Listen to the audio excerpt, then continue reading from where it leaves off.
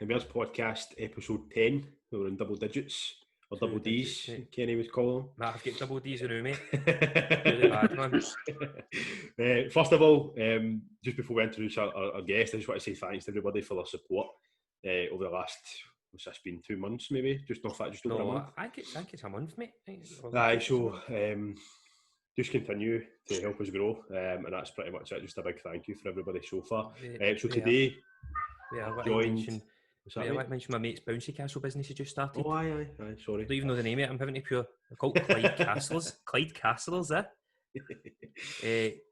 He's actually been really nice. He's going to be a free bouncy castle hire to somebody and stuff like that. That's quite nice, isn't it? Right. Helping the community, let people jump Exactly. mad. Exactly. Right, so that's that done, Gav. Sorry. Shout out to them. So our guest today, we're joined by pro football player and personal trainer Scott McLaughlin. So for anybody that doesn't know Scott, he's got 494 professional appearances over 10 clubs in the Scottish League. So thanks for joining us, Scotty. We appreciate it, mate. No problem. By the way, they sold me short there. I'm nearly 700, so I might just leave this. Gav, you've no missed it by 1 or 2. Listen, Scott, mate, thanks for coming on, right? See you later. Oh my God, Gav. I said before we brought you on, I said I'm taking Wikipedia as absolute gospel here. Aye. I must be totally wrong then. Have you got Is that nearly 700? What's that, mate? What's your middle name? Bonner. So that's true. Right. See, Gav, I could have said that. And I can't even his middle name. No, I thought it might be Bonner, but I didn't want to say that. Gav, man. I know. Everything you've wrote down here must be just go out the window. So Scott's just got to tell us about all his mad weight nights playing football. Probably more entertaining, mate, to be fair.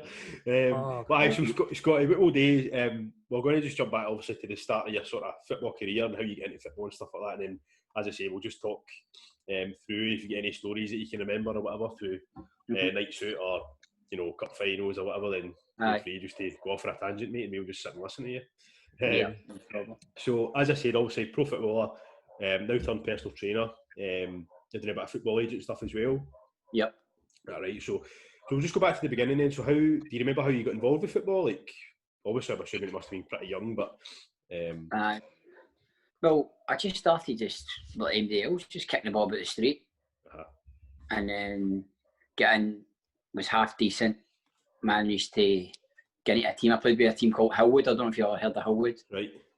I played with Hillwood Boys Club when I was like 8 or 9, and then just always kind of played for then on. But I'd always just kicked the ball about the street myself when I was a wee boy. If I could remember, like I was a wee boy in the street who had the ball all the time and just kind of kicked about constantly. I've got a mate like that. Did you ever go in for your dinner, or did you just always stay out? Everybody's waiting for the dinner. You're that wee guy who's kicking the ball about still yourself. Yeah, I tell a story all the time, right? My ma used to be able to see me through the window, right, and see me out playing football, and she'd shout in for my dinner, and I'd just blank her, right? I'm just like, try to act cool in front of me. I'm not getting for my dinner. But see, when I eventually went home, when the street lights came on, my ma used to just do that and just belt me over the head. I'd be like, what's that for? She's like, shoot you in for your dinner, you never came in. I was like, I never heard you. She's like, I can see through the window. I can see through the window. I know your son. That's one thing you don't really see nowadays, though, isn't it? Like, you don't really see a lot of Wayne just playing football constantly. Like, no, I know. You always see it, even when I was growing up, you know what I mean?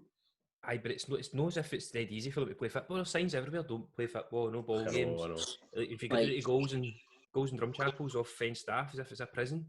Aye. It's shocking, man. It's pure bad. It is more like a society thing as well. Like, see, like I went out all day with my football for I don't know what age, and see if my boy's 9. See if my boy went like that, I'm just going to play football a day and I'll be back whenever. I'd be like, aye, right, me man, you'll be back when I hear you.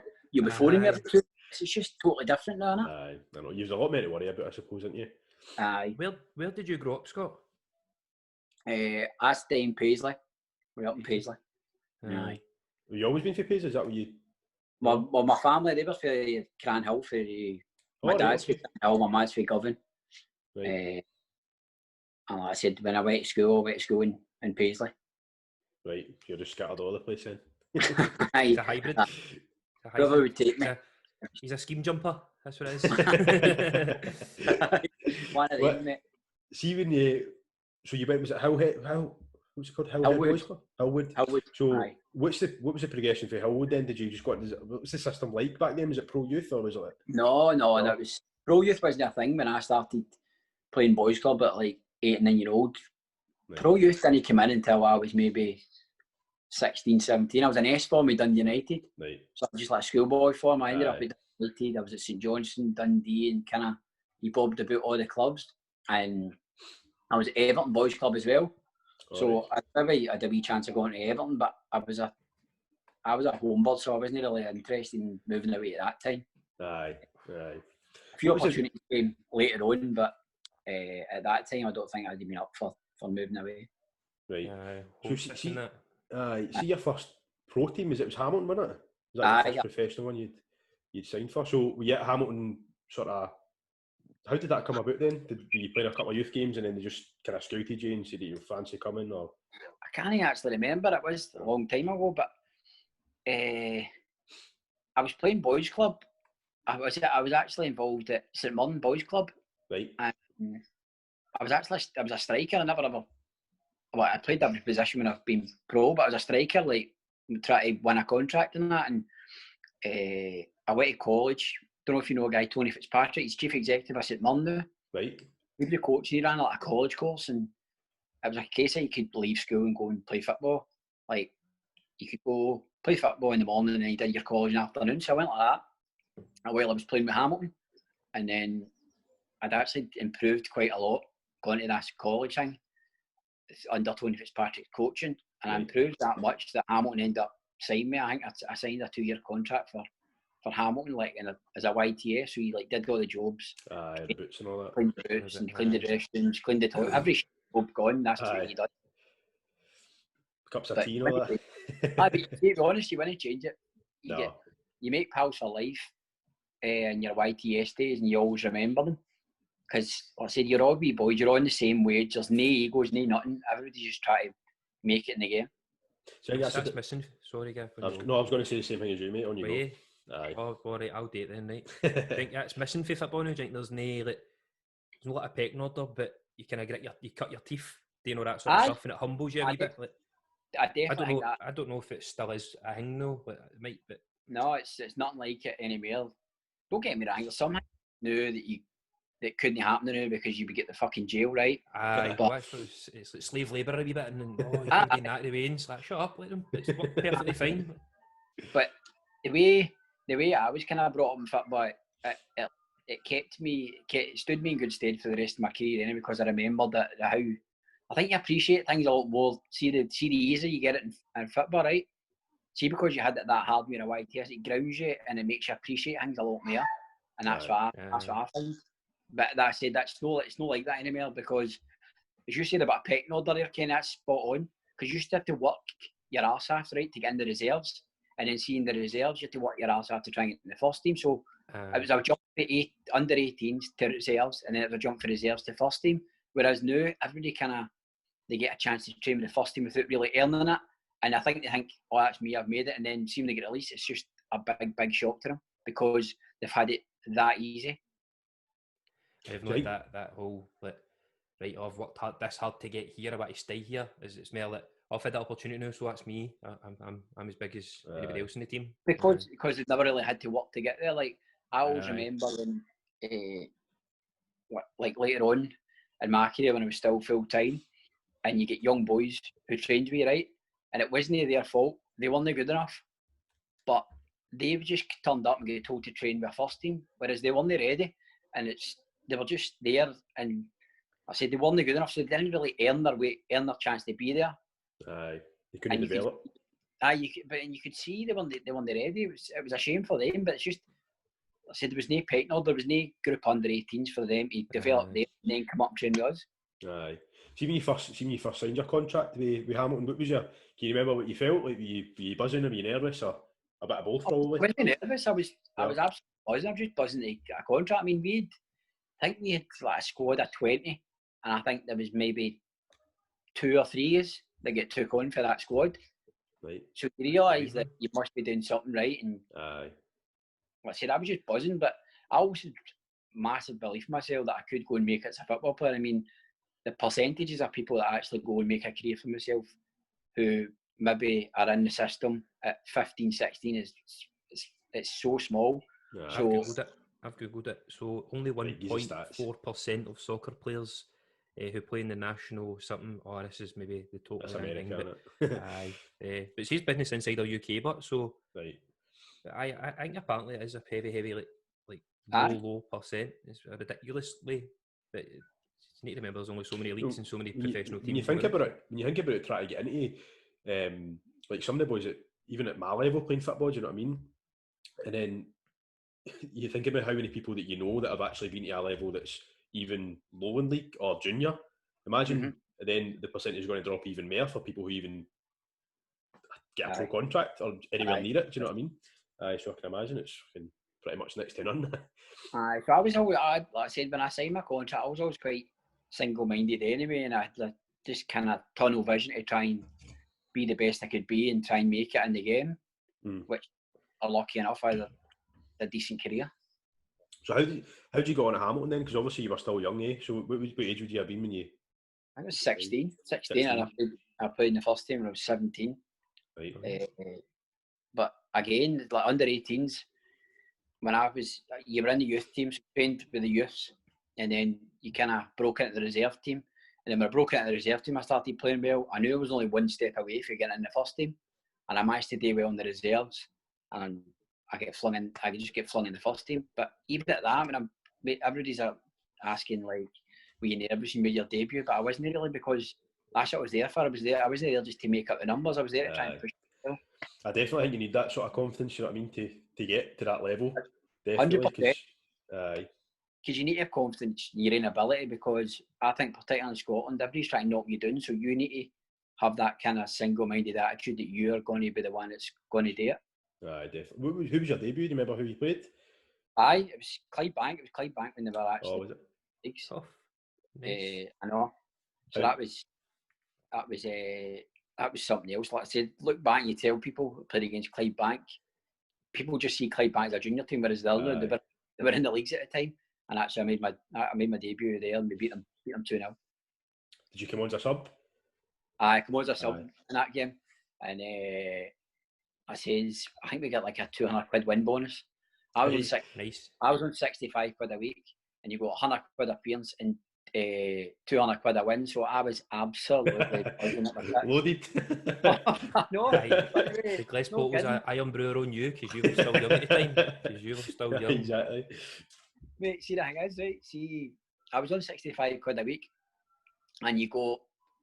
So 65 quid a week was 55 quid a week plus £10 expenses, but it cost me about 40 quid to get there. So I had 25 quid to do me for the rest for the week. Rest of the week.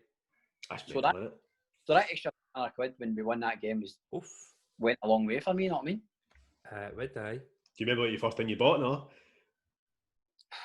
No, a yearly pass, a yearly train ticket or something. No, I just keep my ma back the door that I tapped for that. Did you always have this? Did you had this tunnel vision in your head that you were going to be a pro footballer and there was no exceptions and that was what you're going to be and you were that driven? Aye, that's mad to think about it now, because you're a bit older and you know the percentages and you think, wow. You don't think pitfalls. I was just thinking, I'm going to make it as a professional football player. That was it. But I was always, when I was younger, I was all dead wee. So that was always perceived as a weakness, that you were too wee. But luckily, I managed to take a wee stretch as I was getting like 16, 17. I got a wee bit bigger. But there was always that, you're too small, you'll be too small. I mean, you had good ability, but height also would always... How many people do you think must have probably should have made it to some degree and have just been bypassed because of being too small? I think there is definitely a truth to that, particularly 20 odd year ago. It was like that. I mean, maybe not as bad now, because I mean, one of the best players that ever played is Messi, you know what I mean? And you had Iniesta, Xavi, and they all kind of changed that. So people try to give that excuse. Don't get me wrong, there'll still be folk that'll say, oh, he's too wee, but it'll not be as open now, whereas it was quite open you would just tell somebody, nah, you're too wee. You look at Karamoko Dembele at Celtic, you know what I mean? He's only like 5'2" or something. He's only about 7, I know. He's so good, man. I know, he's frightening, eh? I think like a lot of people take that as an like they'll use that as an excuse. No, I wasn't tall enough to make it. Whereas you just need to work hard, man. It's no your height, mate. It's because you chucked it because somebody maybe said that to you and your mindset's all right. You shot yourself and never done it in the boot, kind of thing. Exactly. So old man, the guy in the boozer telling everybody he could have been playing. Many times you heard that. Plenty. But see, when you moved from Hamilton to Livingston, do you think was that what started to kind of kick off your career a bit? Obviously with the cup final and stuff like that you eventually got to in 2004. Well, Livy was probably, see at that time, I mean there was quite a lot of interest in him at that time, but because I played in the first team at Hamilton, and see in Scotland, obviously barring Celtic and Rangers, Livy was the best team to go to. We just finished third in the Premier League, so I was going to a Premier League team who were in Europe and stuff like that my first season. So that was a massive move for me. And again, I just kind of believed myself that was the next step. I'd already got into the Hamilton first team, and then when I went to Livingston, I just thought, right, try and get in the first team there, although it's a higher level and the standards are a lot better. Aye. See in the cup final, she's played Hibs, is that right? Aye. And at that time, that was probably one of the best Hibs teams that there's been, eh? Aye. I mean, Tom Bruni, that's right. Riordan, Gary O'Connor up front, aye. It was a clash. I was looking at the teams today and I was like... Whittaker, Dobie, aye, that's right. Tam McManus, guys like that. There was boys who went out and had unbelievable careers that were all in that team. Gary Caldwell was another one. He was playing centre mid, is that right? Is he a centre mid for he played centre mid, but I'm sure he played centre half in that game. Oh, is that a Wikipedia, Gav? Because I'm going to just not use any information. No, that was not. I looked at the match report for that, and it gave almost all the positions, and said Gary Caldwell was centre mid. So, see when you first, like you're saying, you went from Hamilton to Livingston. See when you first went in the changing room at Livingston, that were you like that? Wow, it's quite a big deal, or were you like that? Right, well, I just need to get my head down and get to work. I wasn't like I've never really been phased. I get starstruck with people, like when I'm playing football with them, or playing football against them. I just think, right, that's it. This is where you belong. Because some people kinda get that in their head that they don't belong there if they see certain people and go, oh, no, this is too much for me. Whereas I'd obviously seen guys like Stuart Lovell and all that I'd watched them in the telly playing. David Bingham's another one. But I just thought, well, I'm here for a reason. Why can I not go and rub shoulders with they guys? It's only going to improve you, innit? That's even if they got like some people just better you. Eat up with that sort of thing. Like some people go into these environments and they just go, aye. I'd just go dead sarcastic and try and be dead funny and I wouldn't be taking it serious and aye, that's that. I wouldn't have that mentality at all, man. I've always had that. I'd always kind of that outgoing kind of personality anyway, and kind of talk to MD. So anyway, it didn't really bother me. Whereas the boys they were probably like, fucking hell, this wee guy no shut up, man. I was like, I was like questions, asking players who they played against, what they maybe do in a certain situation playing. Whereas I think they kind of respected that I was keen to learn and talk to them. And they were thinking, well, this wee guy's asking questions. He's obviously wanting to be a player. So I was quite popular with the first team at that time. Because I wasn't a wee dick to him. I was very respectful for him.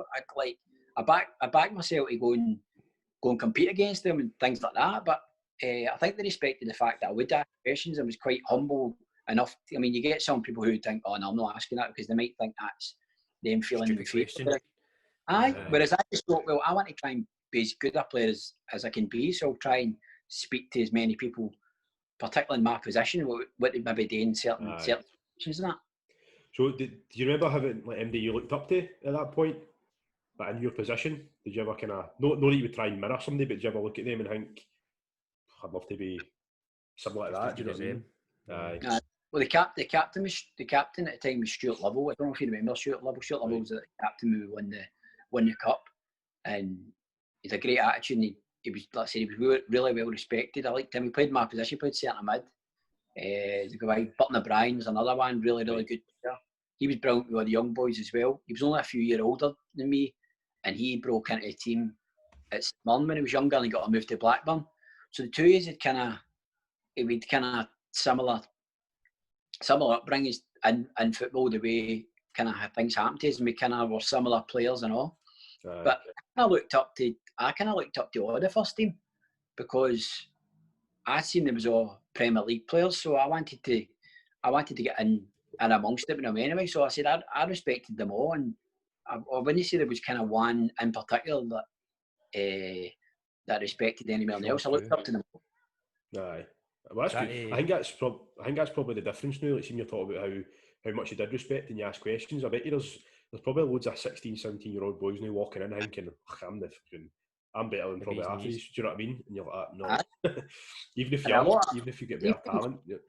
Even like punters, Gav, the punters will have they'll be something an opinion on a player. That's the word I was looking for. There's an opinion on a player, right? And they just can't see it by it. But when they see if they went to actually see him and the way he maybe trained or the way he went about his business, I can guarantee you they would have a different opinion actually seeing the way professional football players go about their business. Aye, because when you look at it in a pitch, you always think, I could have done that, and you're like, no, you could do. You know what I mean? Everybody's exactly like that. Why has he done that? What's he do? I mean, I'll sit and maybe watch a game with my dad, right? My dad knows football quite well, but sometimes you go, how can you do that? You shouldn't be totally different. You're on it. You've no intention of making that mistake, but just sometimes it doesn't come off. You see something and it doesn't come off for you. That's just the way it is. Whereas sitting up in the stand, it's so easy for a distance to go like that. How you can't understand why he's done that. I know, prime examples. See, I remember, I think it was about 2 seasons ago, maybe 3, when Scott Brown didn't have the best of seasons, and everybody was like, oh, he's past it, he just needs to go now. And then he gets, I think it was maybe when Brendan Rodgers came in, he kind of revitalised him a wee bit, and look at him now, everybody's getting raving about him. Do you know what I mean? They always, I think your fans are way too quick to jump on players and think, oh no, they're past it, because the guy's 31 at the time, or do you know what I mean? 100%, mate. I said, one couple of bad games, they maybe go, that's him done because he's here. And look at him now, I mean, he's good as him doing it again. Look at your prime example last night, David Luiz. You know what I mean? He's had a bit of a shocker. I don't know if you'd seen it. No, but he's something else, mate. But I'm saying Jamie Carragher was saying he'll never play in the Premier League again now, and I'm like, what? No, right, sorry, I didn't see that. No, just because he had a couple of mistakes, he had a bad game, and I'm like, he's not played football. He's not played in a game in over 3 months. Surely you're going to be a wee bit rusty. Do you know what I mean? I know. And I was talking about it with my mates. I mean, don't get me wrong, the guy he did have a shiter, but it's like you get wee Jimmy for the pub saying, look, he's a daddy. He went there against my pub team. I'm like, listen, I can guarantee you David Luiz would get settle down, Jimmy, drink your whiskey. Play for the dog and duck, you know what I mean? So what was it like playing a cup final then? Was it were you just as you were, like you're saying, you just took it in your stride? Or were you kind of like, fuck, that's a big time, man, it's quite an honour to get that opportunity? Or I didn't have a chance to get nervous. I don't. Can you remember the goalkeeper, Alan Main? No. Nah. Too old for you, that. But Alan Main, no, he was an older guy in the team, and I shared a room with him. So I was the youngest, he was the oldest, and he always kind of kept me grounded. So when I spoke to Aljo, I had that much respect for him. So see, when I spoke to him and he told me something, I just believed it. So I was talking to him about the night before the cup final, right? And I was talking away to him saying, "We drink tomorrow, Aljo, drink, we're going to win." And he was like, he's like, "You'll not get a better chance without Celtic and Rangers in the final." He's like, "So I think we're going to do it." So that just settled me right down, because he told me that he thought we were going to win. So I'm like, well, if he's doing that, I thought he was going to say he was winding you up or something like that. He sent you for a long stand or like tartan paint or something there. I was like, what's he going to say here? Tripped me ball up naked and sent me for dinner. Did you ever get any of that? Ever get any of that when you were a youth player? Did you ever get the piss taken out of you? Can you remember it? No, I was too wide for him. I would take the piss out of other like YTs, not I mean me. That we used to do was bonkers. Not I mean, some laugh. For air for the ball, go and get some air for the ball. Bring in some fresh air. Worse than that, mate, I'd imagine. I mean, it was a lot worse than that. We used to get boys in on trial and that, and honestly, the things you used to date them, you think, why would you even want to come back? But it was mad. What were the things you used to date them? No, Honestly, we'd wait for them to get changed right into their full gear, and then just like fling them fully clothed into the bath and that. That's right. Having to go back up the road soaking. Honestly, class, man. That's brilliant. I don't think you realise some of the stuff, like, see, because we've not been in that environment, especially at that level, do you know what I mean? That some of the stuff that you hear with the stories, you're just like, fucking hell, man. Like, how you definitely couldn't get away with that now. No way. No, you would get to jail. I'd actually get to jail. There is some things that you still get away with. You see, there be like videos on YouTube and stuff like that of people that you read books and you hear what they've felt. Who is it? Gary Neville, Phil Neville or something. He's pure big on green energy and that, isn't he? Like, he drives like Prius and everybody turns up in like big gas guzzlers like Range Rovers and all that, and he used to like steal the wheels off his motor and bricks and stuff, like pure like just absolute madness. Imagine stealing somebody's wheels off their motor. What are you doing? But is that normal for them? When I was a youth player at Hamilton, I remember like we used to have to move the vans, right? So we used to put the goals on top of the van, right, and drive them to where we trained, and then take all the goals down, right, and maybe somebody would get to drive the van.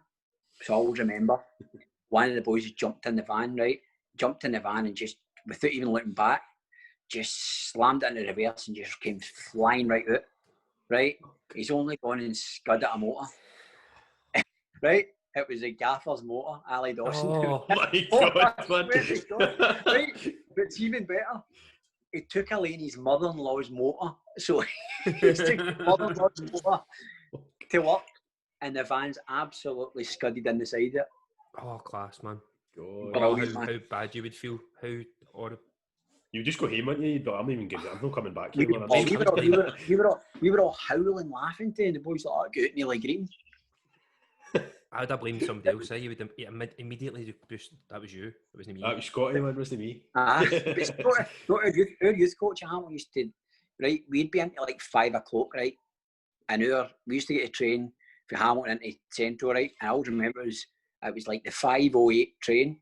So we'd be into, he'd keep us into 5 o'clock, right? He'd be like, "What time's your train?" We'd be like 8 minutes past. So he used to wait till like 6 minutes past and go, "On you go, boys," right? Sometimes we'd make it, but sometimes we wouldn't, right? So it'd be half an hour later and we'd be traipsing down this big hill and you just see him at the door just standing laughing at his off. Know what I mean? That's brilliant. Oh man. I bet you stuff like that, just like you say, just grounds you a bit, doesn't it? Because you think, maybe I'm no as big time as what I think. Exactly, but and then see if you finished at like 12 o'clock when you made it pro, you're like, I remember when I had to wait another 5 hours before I could even get home, and then my coach made me miss the train. Aye. That's brilliant. Why would you even come back? Right, so see, after Livy, you went on to Morton, is that right? Aye. What's it like? How did that process happen? Do you get told you're going on loan? Do you get asked, or did you ask? I asked to go on loan, I think. No, in fact, I wasn't. I was. Richard Goff came in. He was a manager, and he didn't fancy me for whatever reason. And there was a boy who was playing with Livy, Craig Easton.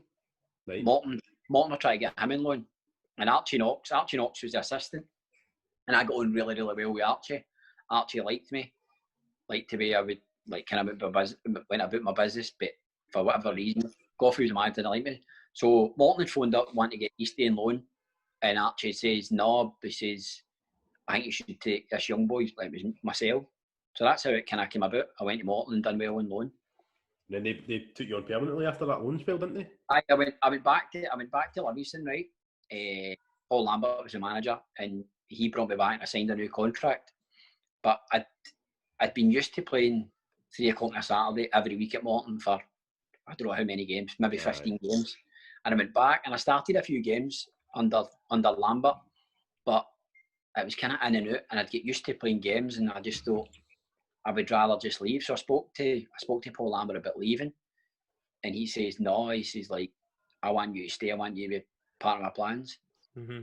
Well, I didn't think it was going to happen, so I kind of had to force it a wee bit and say, "Listen, I can't remember what age I was, 22 maybe. I said, I want to be at a stage, I want to play football every Saturday. So I plead to get away.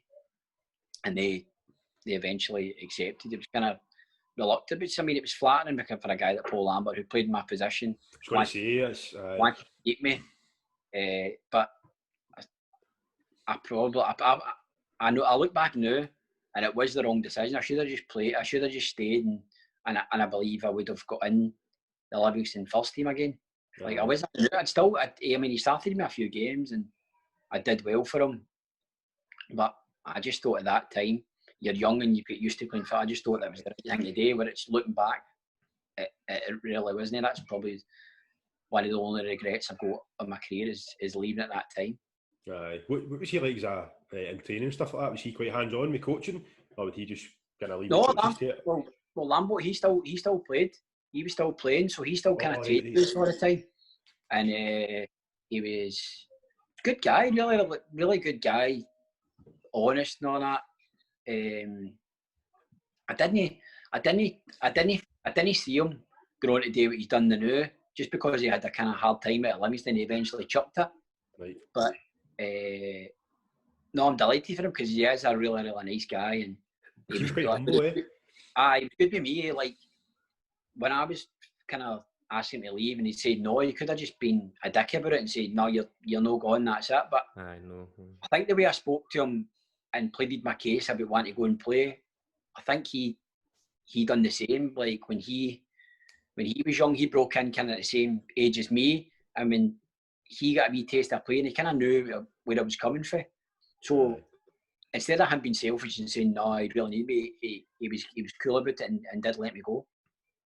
That's good. That's what you want, though, isn't it? Like, eventually, because you know, sort of if your head wasn't in it at that age, I know you maybe regret it now, but you probably when you're, do you think you'd have still gave it your all? Obviously, you were playing, but do you think your head was probably gone anyway? I think I was maybe just like, I thought I should play football at the time, wouldn't you? I thought I should be playing football, and that's it. And that's what I've done on where. See, if I wasn't going to play anywhere, I would just go somewhere where I knew I was going to play. Aye. So when you eventually moved permanently to Morton, then was it Jim McInally that brought you in? Aye. Jimmy Mac got in there. I got on well with him actually at Morton. I had a wee fight with him later. I don't talk to Jimmy Mac now, but he was cool with me. I got on really well. I still got on really well with his assistant Martin Clark. See John Clark, one of Lisbon Lions, it's his boy. He was assistant. All right. He was assistant at Morton, and I got on really well with him. I'm still quite pally with Martin Clark. But like I said, probably looking back, I regret now, but I was a box-to-box midfielder. Obviously, I started as a striker, and then see when I went full-time, I was a midfielder. I either played like on the wing when I was younger, and then I moved into midfield and was kind of box-to-box. And then see when I went to Morton, I played as a holding midfielder all the time, and I just felt Morton never really get the best at me. You can utilise yourself well. You couldn't do what you done best. You wanted to do what you done best, and they weren't giving you that formation to do it. Like later on, after I left Morton, I'd always a good habit of arriving late at the box and getting goals, whereas I was kind of stuck in the halfway line, playing it safe all the time, which wasn't really me. I like to take chances and make runs and try and get a bit more creative. Aye, so how many seasons were you there though? Because you played about 80 odd games or something. No, I don't know how many games because you go. I played over 100 games for Morton. I was there 3.5 seasons. I think I was there. Right. Yeah, we won the league there. We won the league at Morton. I said I've got a winner's medal for being there. I just don't think that Morton really seen the best of me playing for him. Aye. And Jimmy Mack he needed a player to play in that holding midfielder, and he trusted me enough to be the one to do it. But I just didn't think that was my best position. Aye. Was that anything you would ever address? Would you have said to Jim, listen, could you know maybe, or would you go, listen, that's what you want to do, that's what you want to do? Or? No, I did. I spoke to him a few times about it. I mean, I remember we were playing, I can't remember who we were playing, and you had me man-marking somebody, and I was like, what's going on here? Why am I man-marking somebody in like the second division or the first division? I was like, what's going on here? Not me. I remember Paul Lambert made me man-mark Russell Latapy one day, and Russell Latapy he was phenomenal one. By the way, he just knew I was man-marking him, so he would just stand about and he would just be standing and talking to you and that. And then 2 minutes later, he was taking the piss at you. Aye. He was phenomenal. I can imagine that, but so see, let's see if Paul Lambert's giving you that kind of responsibility. Do you know, like, well, fuck, maybe, like you're saying, you obviously regret it now, but he held you in high regard. Something in me, must see something in me. It was just that keenness to go and play every week, that hunger, I suppose, innit? So, hindsight's a massive thing now, Kenny. Oh, you look 2020, back, and you go, he trusted me now. You look back now, but at the time, you're just like, I just want to go and play what I would play. Whereas if I think like, well, he had me man Martin, a top player like Russell Latapy, he wouldn't ask MD to do that. So he's obviously seen something in me to trust me to go and do it. Shite, I wish you had people around you. See if there was a wee network of people going, look, well, what he's asking you to do this, do that, and you would have been, well, fuck, maybe, aye. But you're that involved in it, you're that. Like, obviously, I'm doing agent now. See if my player was in the same situation, he was in about it, I'd be like, you're not going anywhere. I would be telling them that. Like, that's why I think I will do well in the agent side of it, because there's going to be nothing that's happening in football that's I've not done myself. I definitely think agents and stuff is probably better for ex-pros and pros to go down that line of work, because you probably get quite a lot of guys who've never got experience. They've just seen money, ain't they? And that's it. They just want so many cowboys out there, Gav, and it's terrible to see. They're just taking the piss out of young boys and selling them their careers, selling them as well. That you know for a fact, you see some players and they're not going to do it, and some people promise them this and that, and you just got to be honest with the boys. That's any boys I've signed, I've just been honest with them, and I've seen something in them that I think they could go and do a job down in England. Aye. Whereas I wouldn't just fill like go and sign 20, or go and sign 20 players, Kenny, and go, right, I've got 20 players, but you maybe got one of them who's going to do all right for themselves. You're just signing boys for the sake of it. There's no point. See if you could compare, because you've won a league and you've won obviously 2 minutes, right? Aye. You've won the League Cup final as well. See if you could compare both of them. If you get a favourite that you enjoyed a bit better. I won the Challenge Cup and all. See the kind of low. It's a good question, Gav. I think you kind of see both of them. It's a bit different, isn't they? Aye. A league's a bit more a long process. You know what I mean? And the cup's kind of there's knockout football towards the end as well. So it's the way we won the league at Morton, we were tapped for day one all the way through. Aye. So we were on tap. Still and Albion done really well that year, and they kind of challenged us, and they came up with us. But we were tapped all the way through, and the League Cup's probably a wee bit more special because it's a bigger competition. 30 Rangers are in it. Finals at Hampden, full house. I was going to say, it's a lot of people. So was it 45,000 or something like that? Aye. And like I said, see the two of them are special. But even the Challenge Cup was brilliant and all. We won that, and also the way we won that was class. That was Airdrie. Was that when you moved on to after Morton then? Aye. Airdrie. How long were you at Airdrie? I was at Airdrie for 2 years. 2 years? Aye. Was it Airdrie? You were the skipper at Airdrie, eh? At one point? I've captained kind of most of my teams. I did captain Airdrie at one point. The captain at Airdrie was Paul Lovering. Right. But when he was injured or suspended or something like that, I would kind of captain the team. But I wasn't like, I don't think we had a vice captain as such. It was kind of like just I'd captain the team if Lovers wasn't available. Would you think was the process behind picking you? Do you think you were just always quite a vocal guy on the pitch, and they just seen you as a good leader in your experience? I was always vocal on the pitch and vocal in the dressing room, and always like kind of worked really, really hard in training and things like that. And let's say that I was kind of relentless on people in training, try to get me to do things right. I would never ask any player to do something that I wouldn't do myself. So if somebody was to kind of pull their weight, I would maybe tell them. So maybe he took things for that. I would believe her that way. Aye. Sorry, I'm jumping back a wee bit here, but see, obviously with your cup finals and league wins and stuff like that, do you remember any of the nights out after it? The night out, the cup final was unbelievable, right? We went to, so obviously won the cup at Hampden, and they used to be just outside Hampden, come out the front exit and left, there used to be a wee Vicky wine. Right. So our assistant manager at the time, Alan Press, went in with the cup and tried to get them to fill it with booze with the cup, right? I don't think it happened, but I can't even. I don't even know if we got. Imagine walking going to fill this with hunters a drink. Aye. League Cup. Why would you just buy the bottles? Because you can spill that when you walk out with it. I know. Well, he was a halfback right now, fat guy. It's a good idea. So we ended up. We went back to Livingston, right, and we got the open top bus not about Livingston, and the driver actually took a wrong turn. It was something like, I don't know if you've ever seen the film Mike Bassett, England Manager, right? Aye, that's right. That was like us, by the way. It was like March. Everybody's hair going to be spiked up, right? So we did that, and we back to the stadium, and the stadium was filled with punters. There was a free bar in one of the lounges. So we were getting tanked up, and see big James McPake, he's a manager. Aye. Me and James McPake went back to his house. James was in the squad.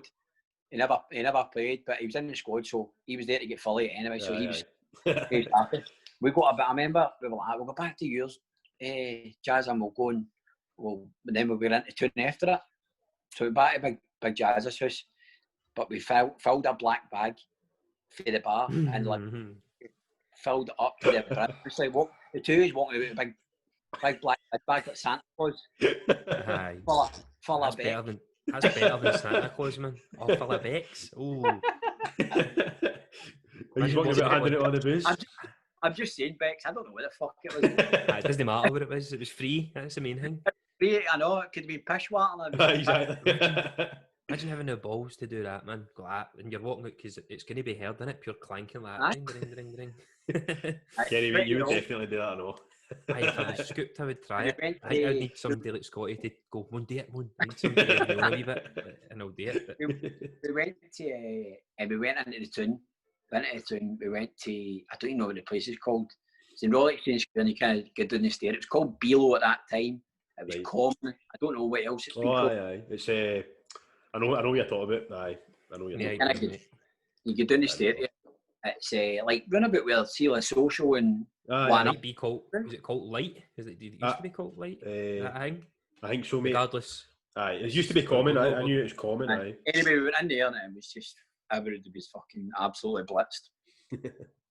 Did everybody recognise you? Did they go, fuck yes, there's the boys for Livingston? No. The cup final. To be fair, I was that pissed. I don't remember. Couldn't tell you. No. Yes. Was you heavy hungover next day? Big bad gene? Do you know what? I've never ever had a hangover in my life. Really? Aye? I swear to God, never had a hangover. Wait. Apparently that's a thing, mate. Only something like, if there's one every 5 people, why them will get a hangover? I don't really tend to get too bad, but sometimes I definitely can. What do they? I get horrible hangovers, man. Pure stinking. Like I say, I've never had one. Usually when I tell people that, they're raging with me. Try to test you. They'll get you extra pissed in a night out so they can try and test it. So that's a good idea, by the way, Scotty. Maybe you do get hangovers, but you've just stuck to that your full life, so people get you pure tanked up. A challenge. So after Airdrie, you moved to Ayr. Is that right? Yeah. Right, and then I seen in one of the articles, it was back in 2010, and they were talking about how you were going to face your old teammates at Livy. You were playing Ayr. Ayr were playing Livy. Was that the first time you'd played your old team? Or I think I was with Airdrie. Aye. As I played against, I think I played against Livy with Morton. But then I was getting back, and quite a lot of my pals, like Big James McPake was still there at Livy. Dave Mackay. I don't know if Snoddy and Dorns. I think Snoddy and Dorns might have been thereabouts. We Andy Hardy was there and all. And I remember playing against them and we beat them 2-1 and I scored the winner. You scored the winner, aye. You celebrate? Aye. See that whole thing about, don't celebrate against your old team? That's a lot of ball. Like, it's not respect, but you need to enjoy it. Yeah, that's what you're there for. Aye. So he scored a goal and said there's no feeling like it. You just you don't know what to do at times, you know what I mean? So feel like people actually being conscious to actually no celebrate. I think that must be harder to do. Even you mentioned somebody. What was it like scoring your first goal? Was it pure euphoria? Like you're like, wow, and you go that way, you're like, what do you do? Well, I think I scored my first goal in the Premier League against Dundee United. It was, and I said Alan Main was my roommate. I just put us 2-1 up, and Aljo really helped me. And he was on the bench that day, a really bad neck injury, and he was just coming back. So I sprinted right out to Aljo, and everybody in the bench going mental. It was brilliant, man. Oh, pure hurt his neck again. And see, you're mentioning like people like Snoddy and Dorans and stuff like that. See, who would you say to that sort of group, like all the young players coming up, even the boys at Hibs? When you look at like Kevin Thompson, Scott Brown, who would you say was there somebody who stood out for you? That was going to be. I always thought Tomo, Tomo was brilliant, right? Done great, had a great career at Rangers, but I always thought Tomo was going to go like top. Aye. Like I felt Tomo's the same age as me. I felt Tomo could have went like to Man U or something like that. I'm talking that good. Tomo was brilliant. Bruni was different. Bruni was like played in the wing. He was a right midfielder, wasn't he? Like so much energy. And Tomo was a lot more classier than Bruni. But you probably say that Bruni's the better career just for the longevity of Scott Brown. But I always felt Tomo would really go top. And Snoddy, I knew Snoddy would do what he's done. And Don's and all. Snoddy's a cracking player, eh? Snoddy's always talked about it. Everybody always kind of. Because he's one of the, like, especially when you're playing the Premier League, do you know what I mean? You're always going to be a talking point, especially when it comes to like the Scotland national team and stuff like that. They're always, he's got like some of the stories you hear as well. He just sounds like a cracking guy, you know what I mean? Snoddy was one. I had two best men at my wedding. Snoddy and boy Simon Lynch. They were my two best men at my wedding. Aye. Brilliant. So I kind of looked after. I looked after Snoddy when he was a young boy. He was a few years younger than me, but I looked out for him and gave him a run to training, dropped him home, and things like that. He actually stayed with me for 3 months. I didn't have any friends at the time, so we had a spare room. So Snoddy actually stayed with me because he wasn't eating right and things like that. Well, he wasn't always eating right. He just didn't know any better. He was only young, like 17 or whatever age he was, and he didn't really know what to eat. So my missus used to cook me his dinner and things like that, and he just legend. It was just like a wee but it was just like a wee lost boy who didn't really know any different. So I just kind of try to put my arm in a wee bit and show him what it was like to try and make. Was that like second nature for you? Because obviously what you've had today, when you're coming up, you've had to learn the ropes quite. I felt a lot of people were good to me. So somebody who kind of, it was similar backgrounds and all that, working class family, and I felt like I gave him a run. I took an instant like him. It was just a dead.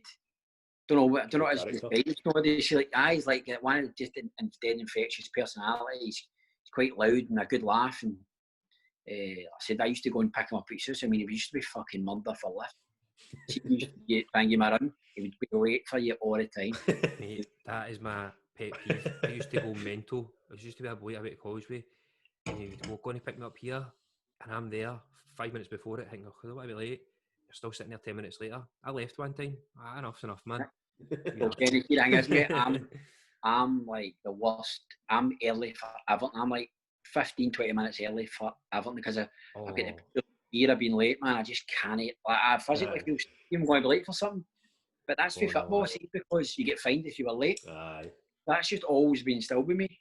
I think I'm late for something, so I always try and be respectful and be there. I mean, that's the running joke with me. It's like, fucking hell, Scott, he's there fucking 20 minutes early. Forever. Aye. Scotty says he'll meet you at 1, he'll meet you at 22.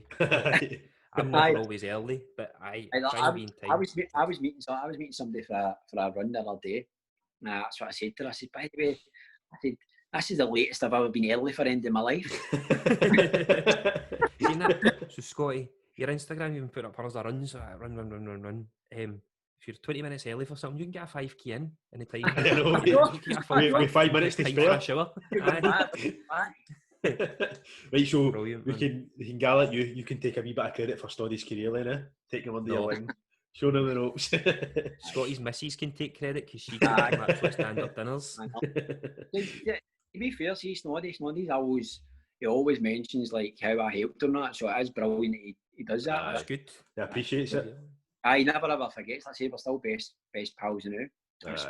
Speaking to me earlier on, if he's got any problems, even now, everybody thinks, he's playing in the Premiership, he'll have no problems.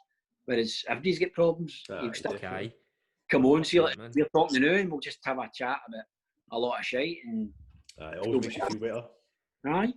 You should have told him to come on and he could have talked straight together. I know.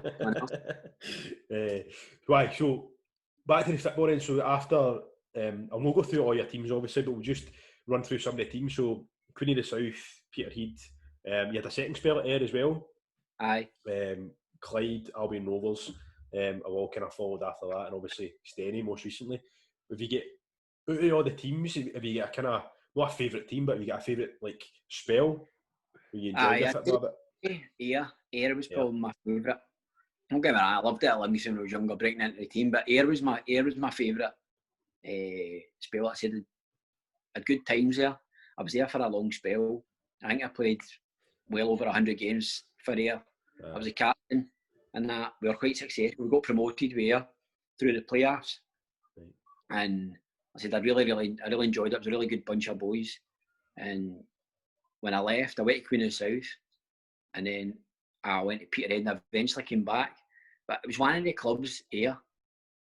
Kind of knew I was going to go back at one point. Aye. Do you know what I mean? I don't know what it was. I just had a feeling. I just had a feeling that would end up back there one day, and that was the case. Who were some of the characters through Ayr? Because there's been quite a few that's came through. Aye, well, the boy Dean Keenan was some character, man. He was bonkers. I don't. I can tell you some of the stories on. This is everything else out the window. He's one story. He's one real good story. Come on, he's fine. Nobody will listen to this anyway. Nobody's going to hear it. It's just us. I remember, right, we went out on a night out. We'd been out Christmas night out on the Saturday, right? But a few of us went out on the Sunday as well. Right. We kicked on the Sunday, I remember. So it was Ayr boys, and Dino just done his knee, right? So he was on crutches. So Dino's went right in. We went right in the old campus, right? Morton boys happened to be there. They were on their Christmas do as well, and they were playing pool at the back of campus, right? So Dino's just walked right up with his crutches, right? Turned it upside down, started potting all the pool boys. Right? So all the Morton boys are just looking like that. Who's this? But Dino played at Morton with me as well, and there was a couple of boys kind of was still there at Morton. So I'm like, it's Dino. So they knew what was happening with him. So like, it's just Dino.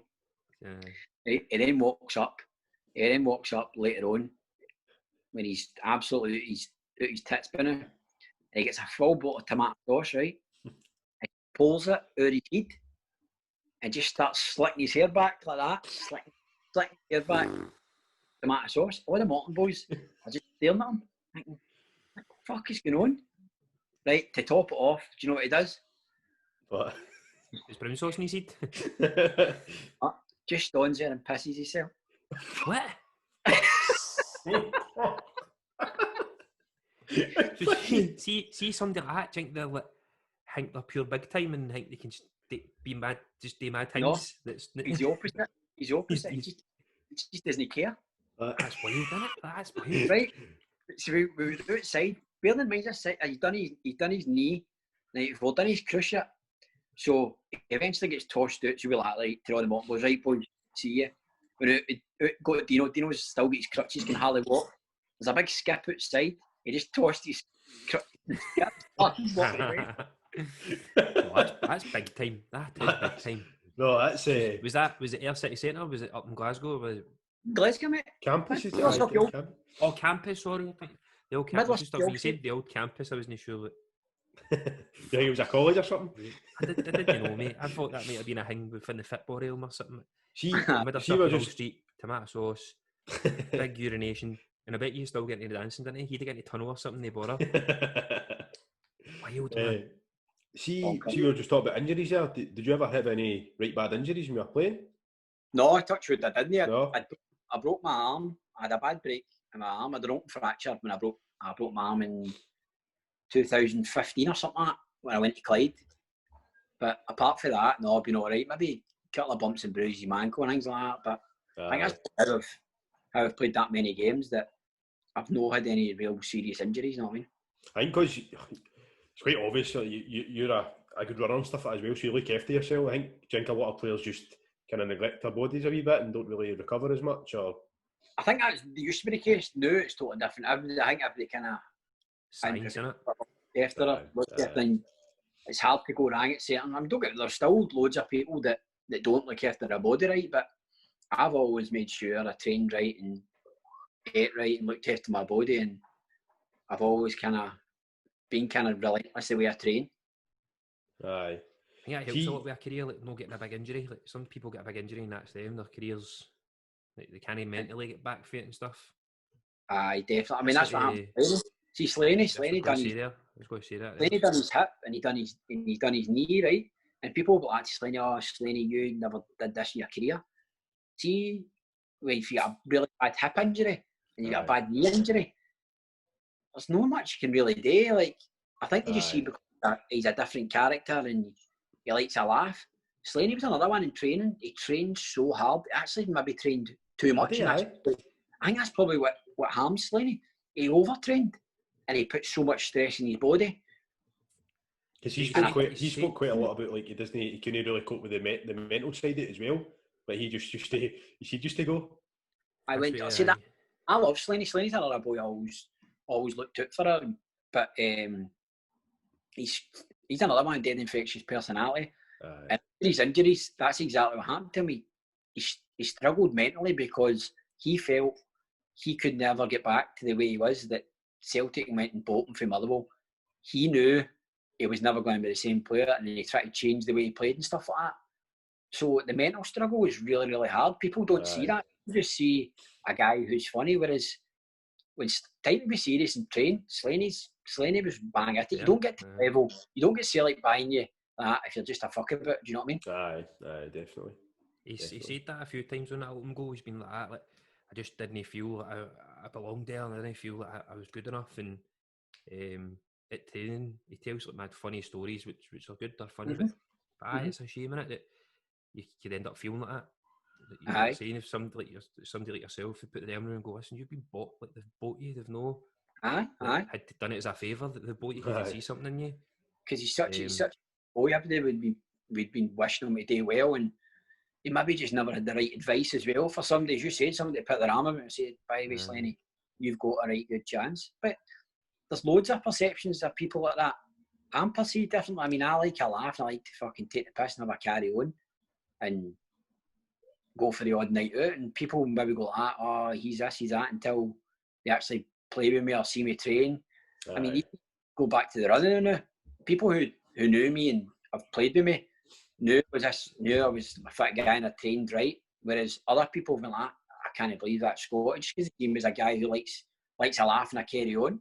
Did you see off the pitch? You know what I mean? Like, in that environment. See, when you training, you're on the pitch, or like even back when you were playing, like at the top level and that, were you pure money, or were you? Money bastard. I feel that's just a normal thing. For like pure good football players to be. Aye, definitely. Is it, Gav? Like, You're the moneyest. No, I'm the quietest mate in the pitch.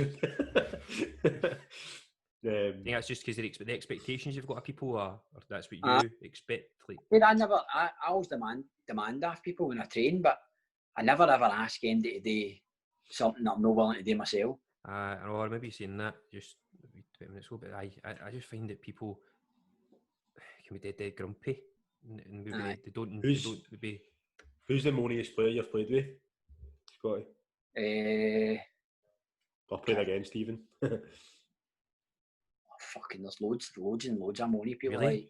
Like, is everybody quite moany? Like, is that just a competitiveness, like that drive, and they're what to win, like winners in it? Like, see if up to when I was maybe, I don't know, 30, I was fucking like the moaniest wee guy ever. I would fucking hate me. Did you moan at yourself? Would you moan at yourself in the pitch? Like, God's sake, Scott! Do that? Like, I would honestly hate me, right? But with my mentality, I would know what I was trying to do to get out of people, if you know what I mean. But I'm a moany bastard. I played with a guy called Lee Makel at Livingston. He was a top player. He played the Premiership down south and all that with Blackburn and teams like that. And he was a right moany bastard. And he used to kick utter bucket at me. I was not a young boy. He used to kick me. See if I didn't have the character I had, I'd have thought he was trying to bully me or intimidate you or something. I intimidate me, but it wasn't the case. He was just testing to see what I had, if I could take it and stand up to him. And see now me and Lee Makel are right good pals, and I think he's maybe went, by way of respect this wee guy, he's got something about him. I think that's like in modern day they speak, like Mourinho talks about, is it Rashford Mourinho talks about, so he's like an old player that he can take criticism and he knows what it's like to not be picked on, but for people to go on at him, and he takes it and he understands that, like, well, this is because people care about me, they're not moaning at me. That's exactly you need to take it, Kenny. You need to just think, right, he's doing this for a reason, because he cares about you. See when somebody stops shouting at you, that's because they gave up on you, and they don't really think, well, I'm wasting my time talking to them. Like, there's certain people I wouldn't even moan at, because I'm just like, why would I waste my breath on them? Before, I would go in the face after them and get so frustrated because they weren't listening, that would even frustrate me even more. But now I'm just like, nah, forget it, it's pointless. Mm-hmm. See the difference between being a player and being captain? Is it quite big? No, not really, because I kind of always played like a captain anyway. I kind of demanded off people and was quite vocal, and not even vocal, just moaning, like just try to organise things and all that, and pull people in about you if you're playing in midfield, or just things like that, just general. No, you don't need to be a putting moaning face bastard. I mean, the last 5-6 years, I've totally changed. I've mellowed and I've no as moany, don't we? And there's times when I lose the plot, right? I think that's probably just been a da as well. The Waynes, I don't lose the plot all the time, but see that one time I do lose the plot, they know, by the way, he means it now. Tone. Try and just give them the benefit of doubt, and then when I eventually go, right, come on, fuck, what are you doing? They know, right, if Scotty's moaning at me, they kind of, something must be happening. Just kind of change that.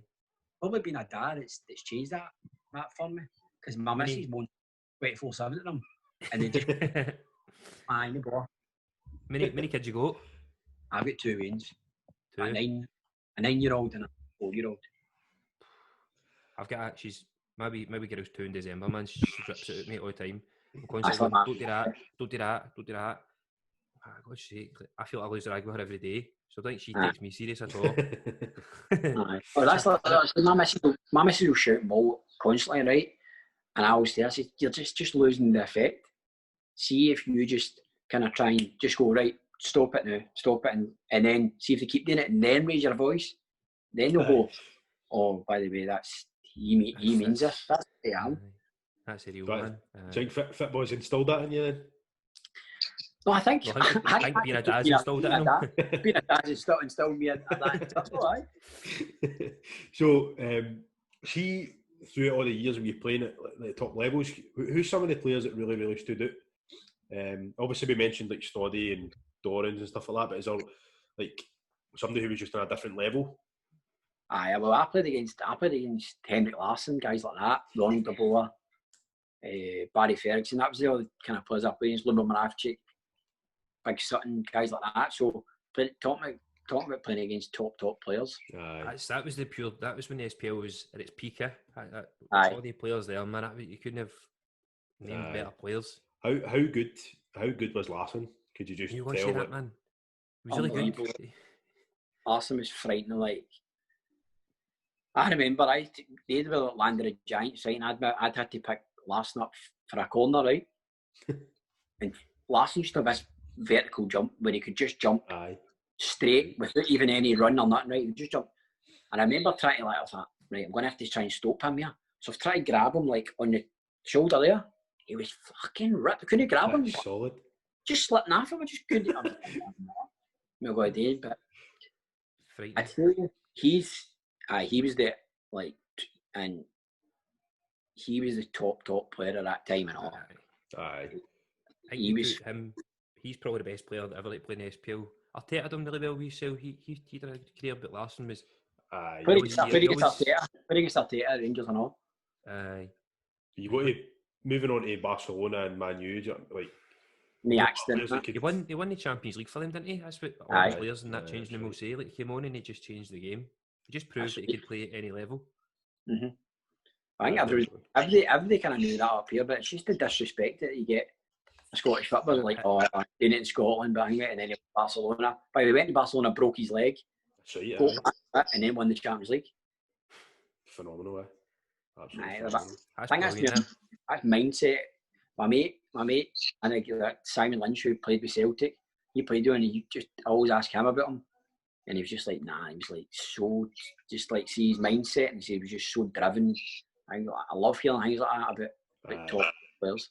I think that we spoke about quite a lot of athletes and stuff like that and their mindsets, and you're like, I think these guys are just wired differently, man. Like, they've just got this tunnel vision constantly. There's a thing on Netflix called The Last Dance. We spoke about it a few times. It's Michael Jordan, mate, or how good is it? And you're like, these guys mindsets. Is he? Aye. Don't be that. Don't is he? Aye, mate. Did you? Aye. But I just think they're wired differently. Obviously, they've got the talent there, but they've worked so hard to get there. Do you know what I mean? What do you think of it? Like, see motivational speakers in that, Scotty? Like your Tony Robbins, who else do you listen to? Eric Thomas, Gary Vee. Do you listen to any of that? Or was any of that? I love David Goggins, man.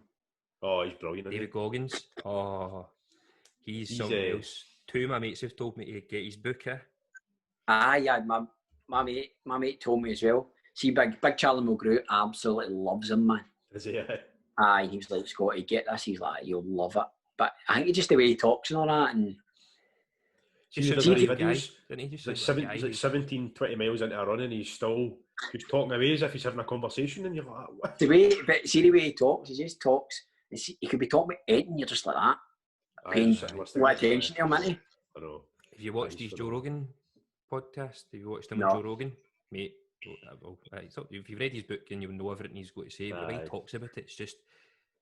It's his story that's fascinating, isn't it? Like, he was like depressed, overweight. He was down and out, he was overweight. I see all his old pictures and all that, he just doesn't look at him. No, I know. And even his Instagram, you see him out running, he's like, we're on lockdown, this is your time, you work on you, you've no escapes, like, you need to face yourself, like, alright, mate, I'm sitting with 3 beers like that. I think he had an operation in his knee or something, and he's crawling onto the treadmill with like an exercise ball. Like, he's got his legs in the exercise ball and he's crawling on the treadmill. So on his Instagram, you see it. Jesus, man. He's an absolute animal. Again, these people have just they're wild, different. Their mindsets are just unbreakable, man. Like, they are crazy, man. But you, Scotty, man, we're talking about I know. We're off on a bit of a tangent, aren't we? So Goggins, man. That's it. Scotty wouldn't have been where he was if he didn't have the same mindset as Big Goggins, man. You were there before him. Goggins was eating McDonald's when you were out there grafting.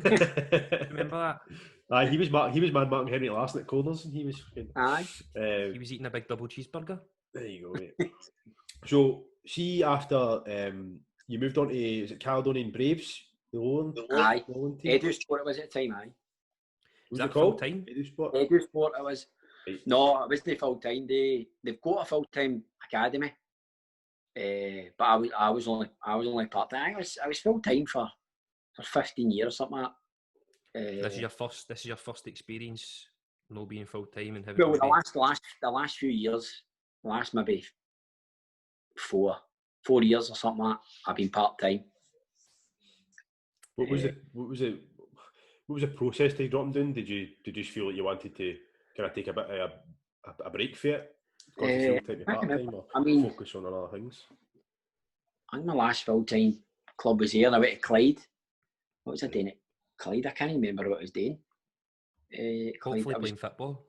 Aye. I was a youth worker. See, I remember I used to... That's right, aye, Scotty, aye.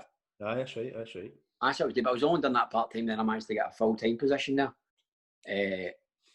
So it worked well alongside my football and things like that. And then I kind of get shafted in that job.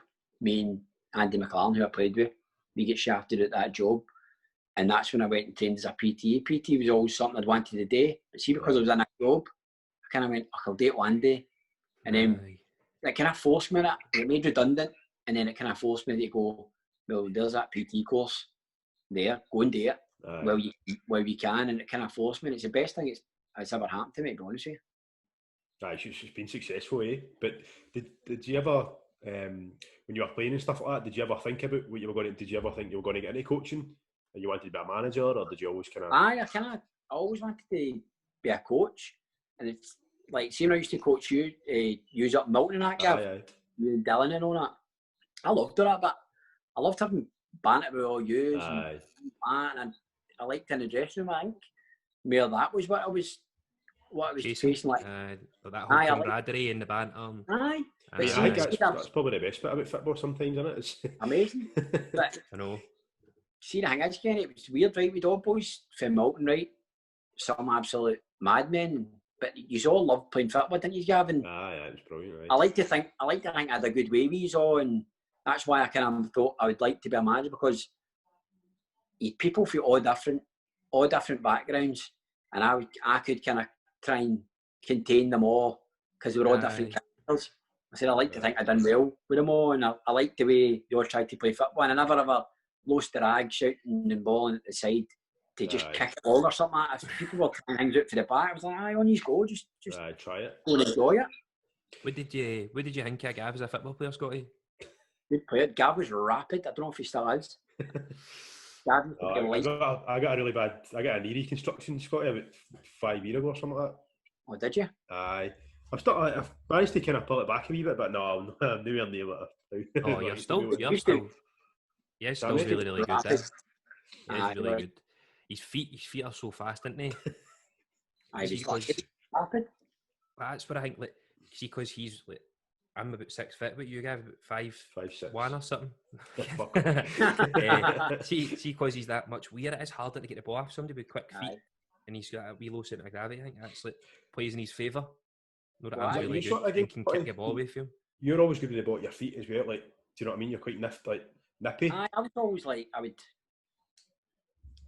good with the ball at my feet, but just like I was more like I'd pass it around you, no dribble it around you. You know what I mean? I would try to give you 1-2, find a way of beating people. But it's funny, see people with low centre of gravity. That's what the big centre halves hate playing against. I played with Big Marvin Andrews, and Big Marvin hated playing against wee guys. See something a big meathead, and wanted to go and compete with Marvin. Marvin would love that because he would just eat you up and just header it. He could header it further. He actually could header it further than he could kick it. See, like, actually, he could header it about 80 yards. But when you kicked the ball, you were shutting your eyes because it was hard to watch at times. But he hated when he was wee nippy players. See me think about that football, Scotty. Like, I was nowhere near even one of the better players. It went to that. Some of the players were phenomenal, weren't they? Like, they were like unbelievable.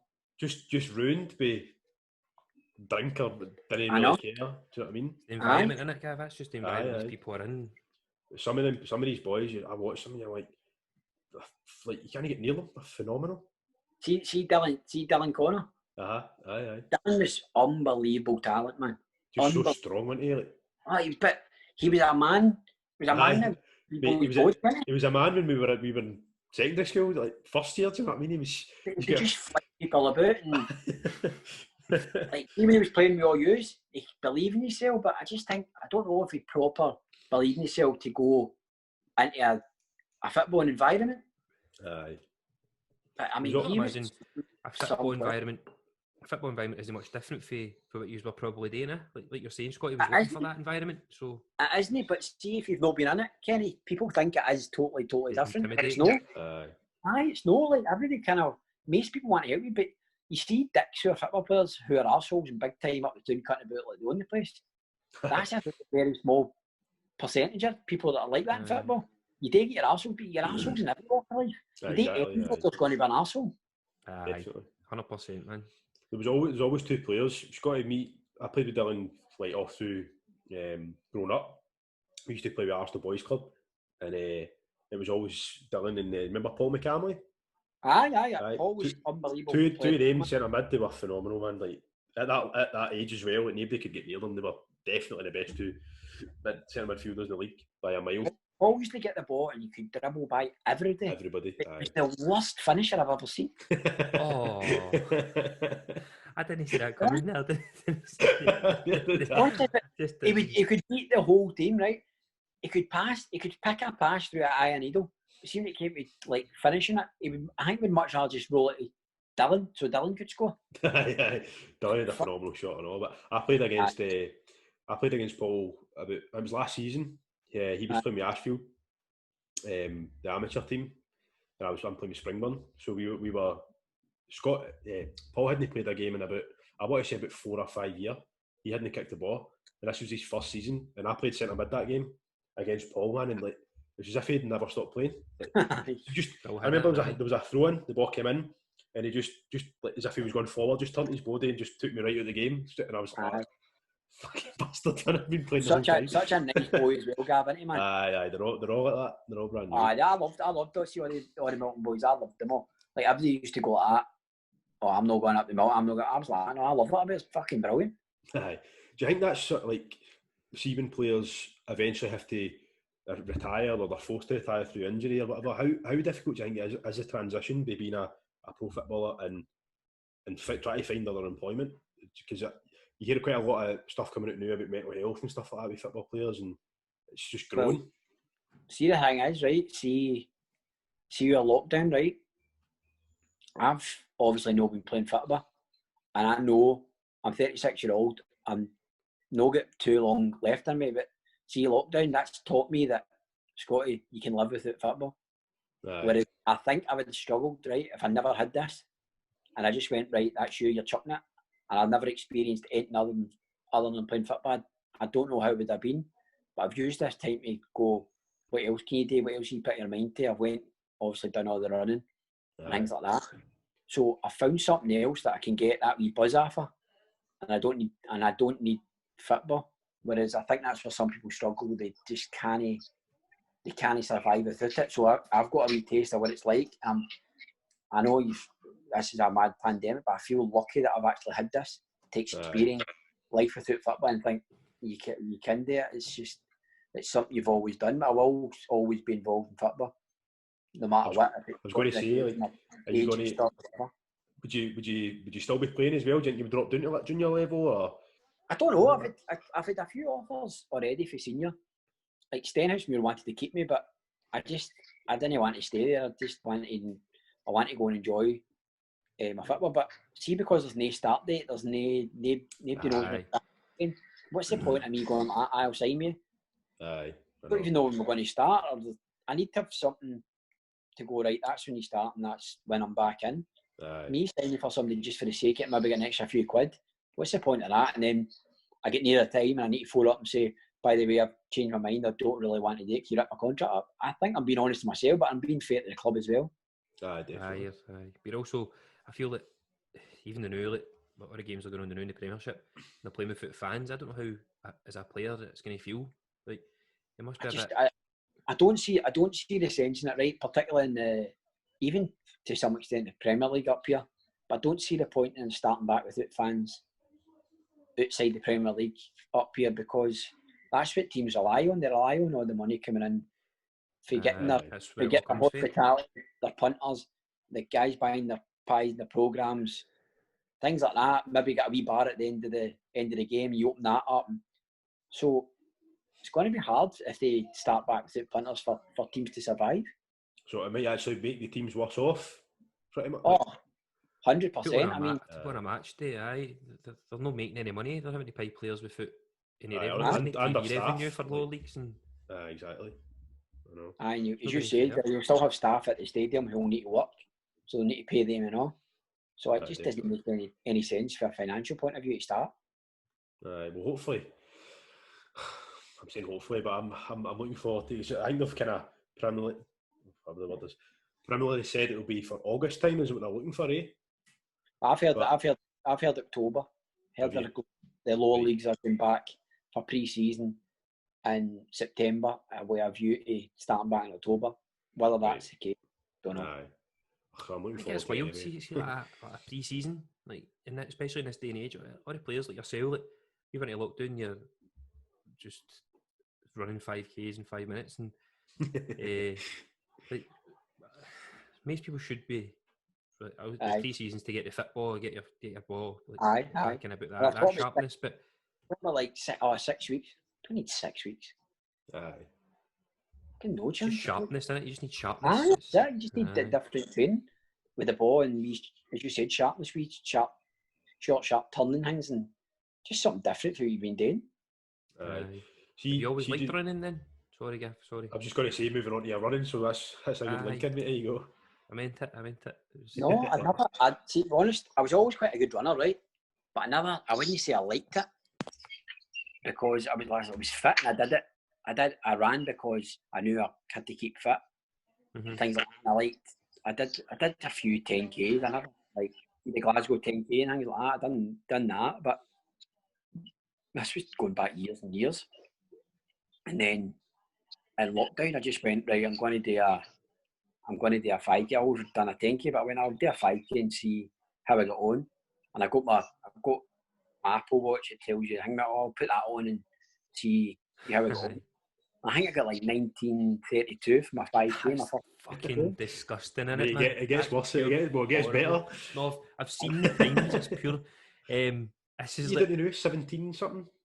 17:48. Aye. That's brilliant, man. Like, are you 36?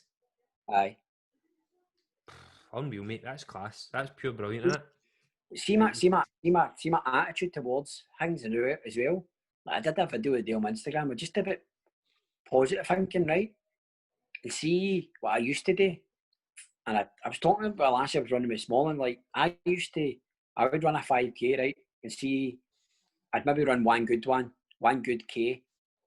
Or, well, they've all been good, right? But see, for what I've seen, I'd maybe had 4 splits that weren't very good. And I would focus on the shite splits. No shite, but no good as the one. So then I just started going, well, no what? You've ran that in a right good time. Focus on that and the others will bring up to that standard. I just, like I said, it's totally in my mind now that see if I run 1K split and we'll just say in 3:30, right? So I'll maybe done one in 3:30. So see the next time I go a run, I'll maybe go, right, I'll try and get them all 3:35 or something like that, we'll say, right? But in my head, I'm constantly telling myself, Scott, you can run 5 seconds quicker. You're giving yourself 5 seconds a K. So that's 25 seconds overall. Look, you bought some time here. And that is honestly how I've trained myself to do it.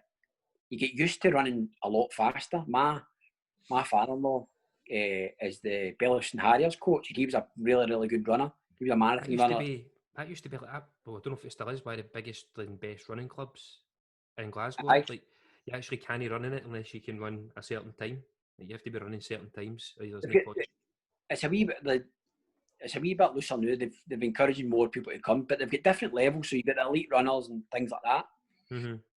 I was talking to him about running. He was, like I said, he ran a 10K in 30 minutes 20 seconds. What? That was pretty much my 5K time that I done last week. Right, he done a 5K in 14:36 when he was running. He would have been a professional, right? But it wasn't professional back then. It was amateur, so it wasn't any money.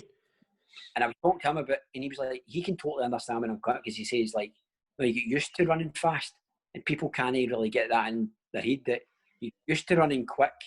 Your stride starts to recognise it, and see as soon as you go running, like, see, I just get my door and just go straight in it. People must look at me like, baby, that boy's sprinting. But I'm just because I know what speed I can go. No. Mm-hmm. And I've got that much self-belief. Sorry, on you go, Scotty. I've got that much self-belief and that much positive stuff in my head that I just believe that I can do it. See, I started at 1932, right? And my first target was to get down to under 19. And then I was to get down to below 18 and a half. And then below 18. See, before lockdown, I'd have been told, like, there's no way I can get it. It's just been pure negative. But I managed to just totally change that and just go pure positivity and everything. I don't just use that and run. Use that and everything now. Should, man. I find that see especially maybe the fella of the UK, but I feel so, I've lived in Scotland most of my days. I find that's a Scottish thing to be dead negative. 100%. When somebody's doing well, you're like, that's because, and you make excuses for them doing well. They've not got any hills. They're not running up any hills. I'm running hills. Scotty must just be running a track. No, see when people were posting their times, they'd be like, people are doing this, people are doing that, people are pausing their run, people are doing that, and it's usually right. By the way, there's no doubt there's probably people that are doing that, right? But they're still completing their run. But it's right away, see people sitting on the couch, fucking doing fuck all. Exactly. Fucking, he's not doing that. It's just that, as you said, it's a Scottish mentality to just totally see the negative in everything. And they go, well, there's no point in me running. I'm too old for that now. I know. There's no point in me running because we David on the street ran real fast, so I'm not going to beat that. So one thing that really, sorry, man, you're in a competition with yourself. That's why I don't try and compare with anybody else. Try and compare me. I try and compare my times. And I say that to everybody. People will send me their times and go, I'm sorry, it's really slow. I'm like, what are you apologising for? You're the one that's out doing it. Fair play to you. I said, you're laughing lying on the couch. My mate started running that, and he's like, I've not started timing myself yet. And I'm like, how no? He's like, I just don't feel, mate, these apps the apps don't go, do you run if you're a fast runner? Like, just take your times and then go, right, well, it was 27 minutes this time, right, we'll go for 26:50 or whatever you can do. Just try and improve. It's you against you, and that's it. So Kevin Hart was saying, it's just shocking that people feel they don't have the entitlement to actually use these apps and compete against themselves. Scotty, one thing that really stuck out this one, I'd obviously noticed you were doing your running, and I thought the times were brilliant. And then, like I said on the podcast actually, that you'd given yourself, like, was it 5 or 6 days notice that you were going to run a marathon?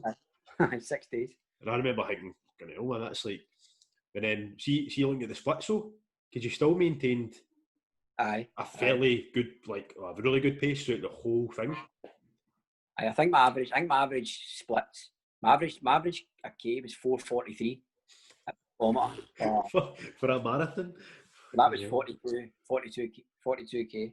I managed to keep that up, but that was me. That seems like a lifetime ago. I remember I actually phoned Snoddy because I've got Snoddy and all that. I got them on to doing the running when they were doing it, and just managed to kind of. I mean, there was loads of football players managed to get it, but so I phoned Snoddy. I said, it was a Sunday night. I said, next Saturday I'm going to run a marathon. Right, he just busted out laughing. Right, I guess a wild thing and I was to like, say. Right, and I was like, what? He's like, no. He says, Scotty. He says, I know you can do it. He says, but I just knew you were going to say something like that because I'm really things, right. You can probably tell maybe about how I've trained my mind to things and all that. But I'm just obsessive about. But I just believe if I'm going to do something, I just go right in it, no matter what it is. I just throw myself head first right in it and just try and get as much knowledge and things like that as I can. Like I've read up on loads of different techniques. So running is a pure technique in it. It's not just as simple as your gait and the speed you're running, how big your legs should be apart and that. Like, so science. I gave myself 6 days, right? And bearing in mind that the furthest I'd run was 10K. That's all. So I was running 4 times that, and I did it in 3 years 19, I think it was. Which I know was a good, but I wasn't even doing it as a time, right? I genuinely wasn't thinking, right, I want a certain time. I just wanted it to do it, to go, right, I've done it. And I did it for a mental health charity, big Chris Boyd, big pal of mine, big Boyd, mental health charity. Because the reason I done it was because the amount of people who'd met me on Instagram, right, telling me that I'd inspired them to go and running shoes on. By the way, that is football players, by the way, just somebody down the street, people I don't know, messaged me. That's And brilliant. they were like, I've really struggled mentally with this lockdown. He said, but you've kind of inspired me to go out and do something that I thought, why can I not go out and go a walk or things like that? Just something simple, right? So what I seen as a big challenge to me was running a marathon. Some people's big challenge was getting up in the morning, getting their clothes on and going out the front door because they maybe get anxiety or things like that. So if I could challenge myself with things like people go, Scottish challenge to set a marathon, well, maybe I'll go a wee walk and Aye. try and Mate, brilliant, man. It's baby steps in it for people. It's using your platform for such a positive thing, because a lot of people on Instagram just post, I'm doing this diet or I'm eating these pills and I'm going to do this and do that. Whereas you're using it and going, well, you're pushing yourself on the platform and then people are seeing it and you're inspiring them. So just quickly. Jamie, I was never one to go on Instagram, right, and talk to the camera and things like that. I always just feel, it's a bit weird, isn't it? I always thought it was a bit wanky doing that, right? But then, the amount of people who'd message me, and like I said, it's not even like that, Scotty. People would want to see you talk. You want to talk about your experience and all that. I don't know. And I gave it a go, and it was just like, see, at the start, you're kind of thinking it's kind of weird, but you just get used to it. I think if people are appreciating it, people are getting some out of it.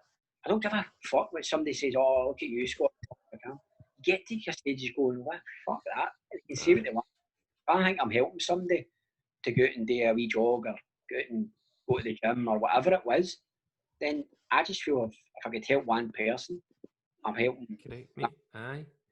Mate, it's done its rounds as well, because even my football team, and when everybody started doing the 5k challenge and stuff like that, they were all sending in pictures of their times, and somebody actually had said, have you seen Scotty McLaughlin's time? Because everybody was getting about probably an average maybe 22 to 25 minutes, which was still decent for a 5k. And somebody had sent in, it was like 18 minutes, some 20 at the time. Something like that, and everybody's like, fucking what? And it makes you think, right, that's it, I'm going to do this, you know what I mean? It does give you a wee kick up the arse.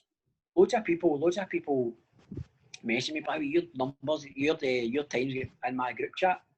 Like, 14 things like that, and people don't even know what the fuck is going on here. People in Australia messaged me, said I was in their group Australia? chat. Fucking well done, man, that's class. So, in terms of the average marathon times, the medium marathon finishing time in 2019 for men in America was 4 hours and 30 minutes. So you're a good hour and 10 minutes quicker. So you're up the road, shivered, sat down, ate hunters, and some people are still gone. Because you've started doing the half marathons, eh? I really enjoy the half marathon. I actually do enjoy that. I enjoy that distance. I did 2 this week. I did one on Sunday with 2 of my pals, 2 lasses of my pals.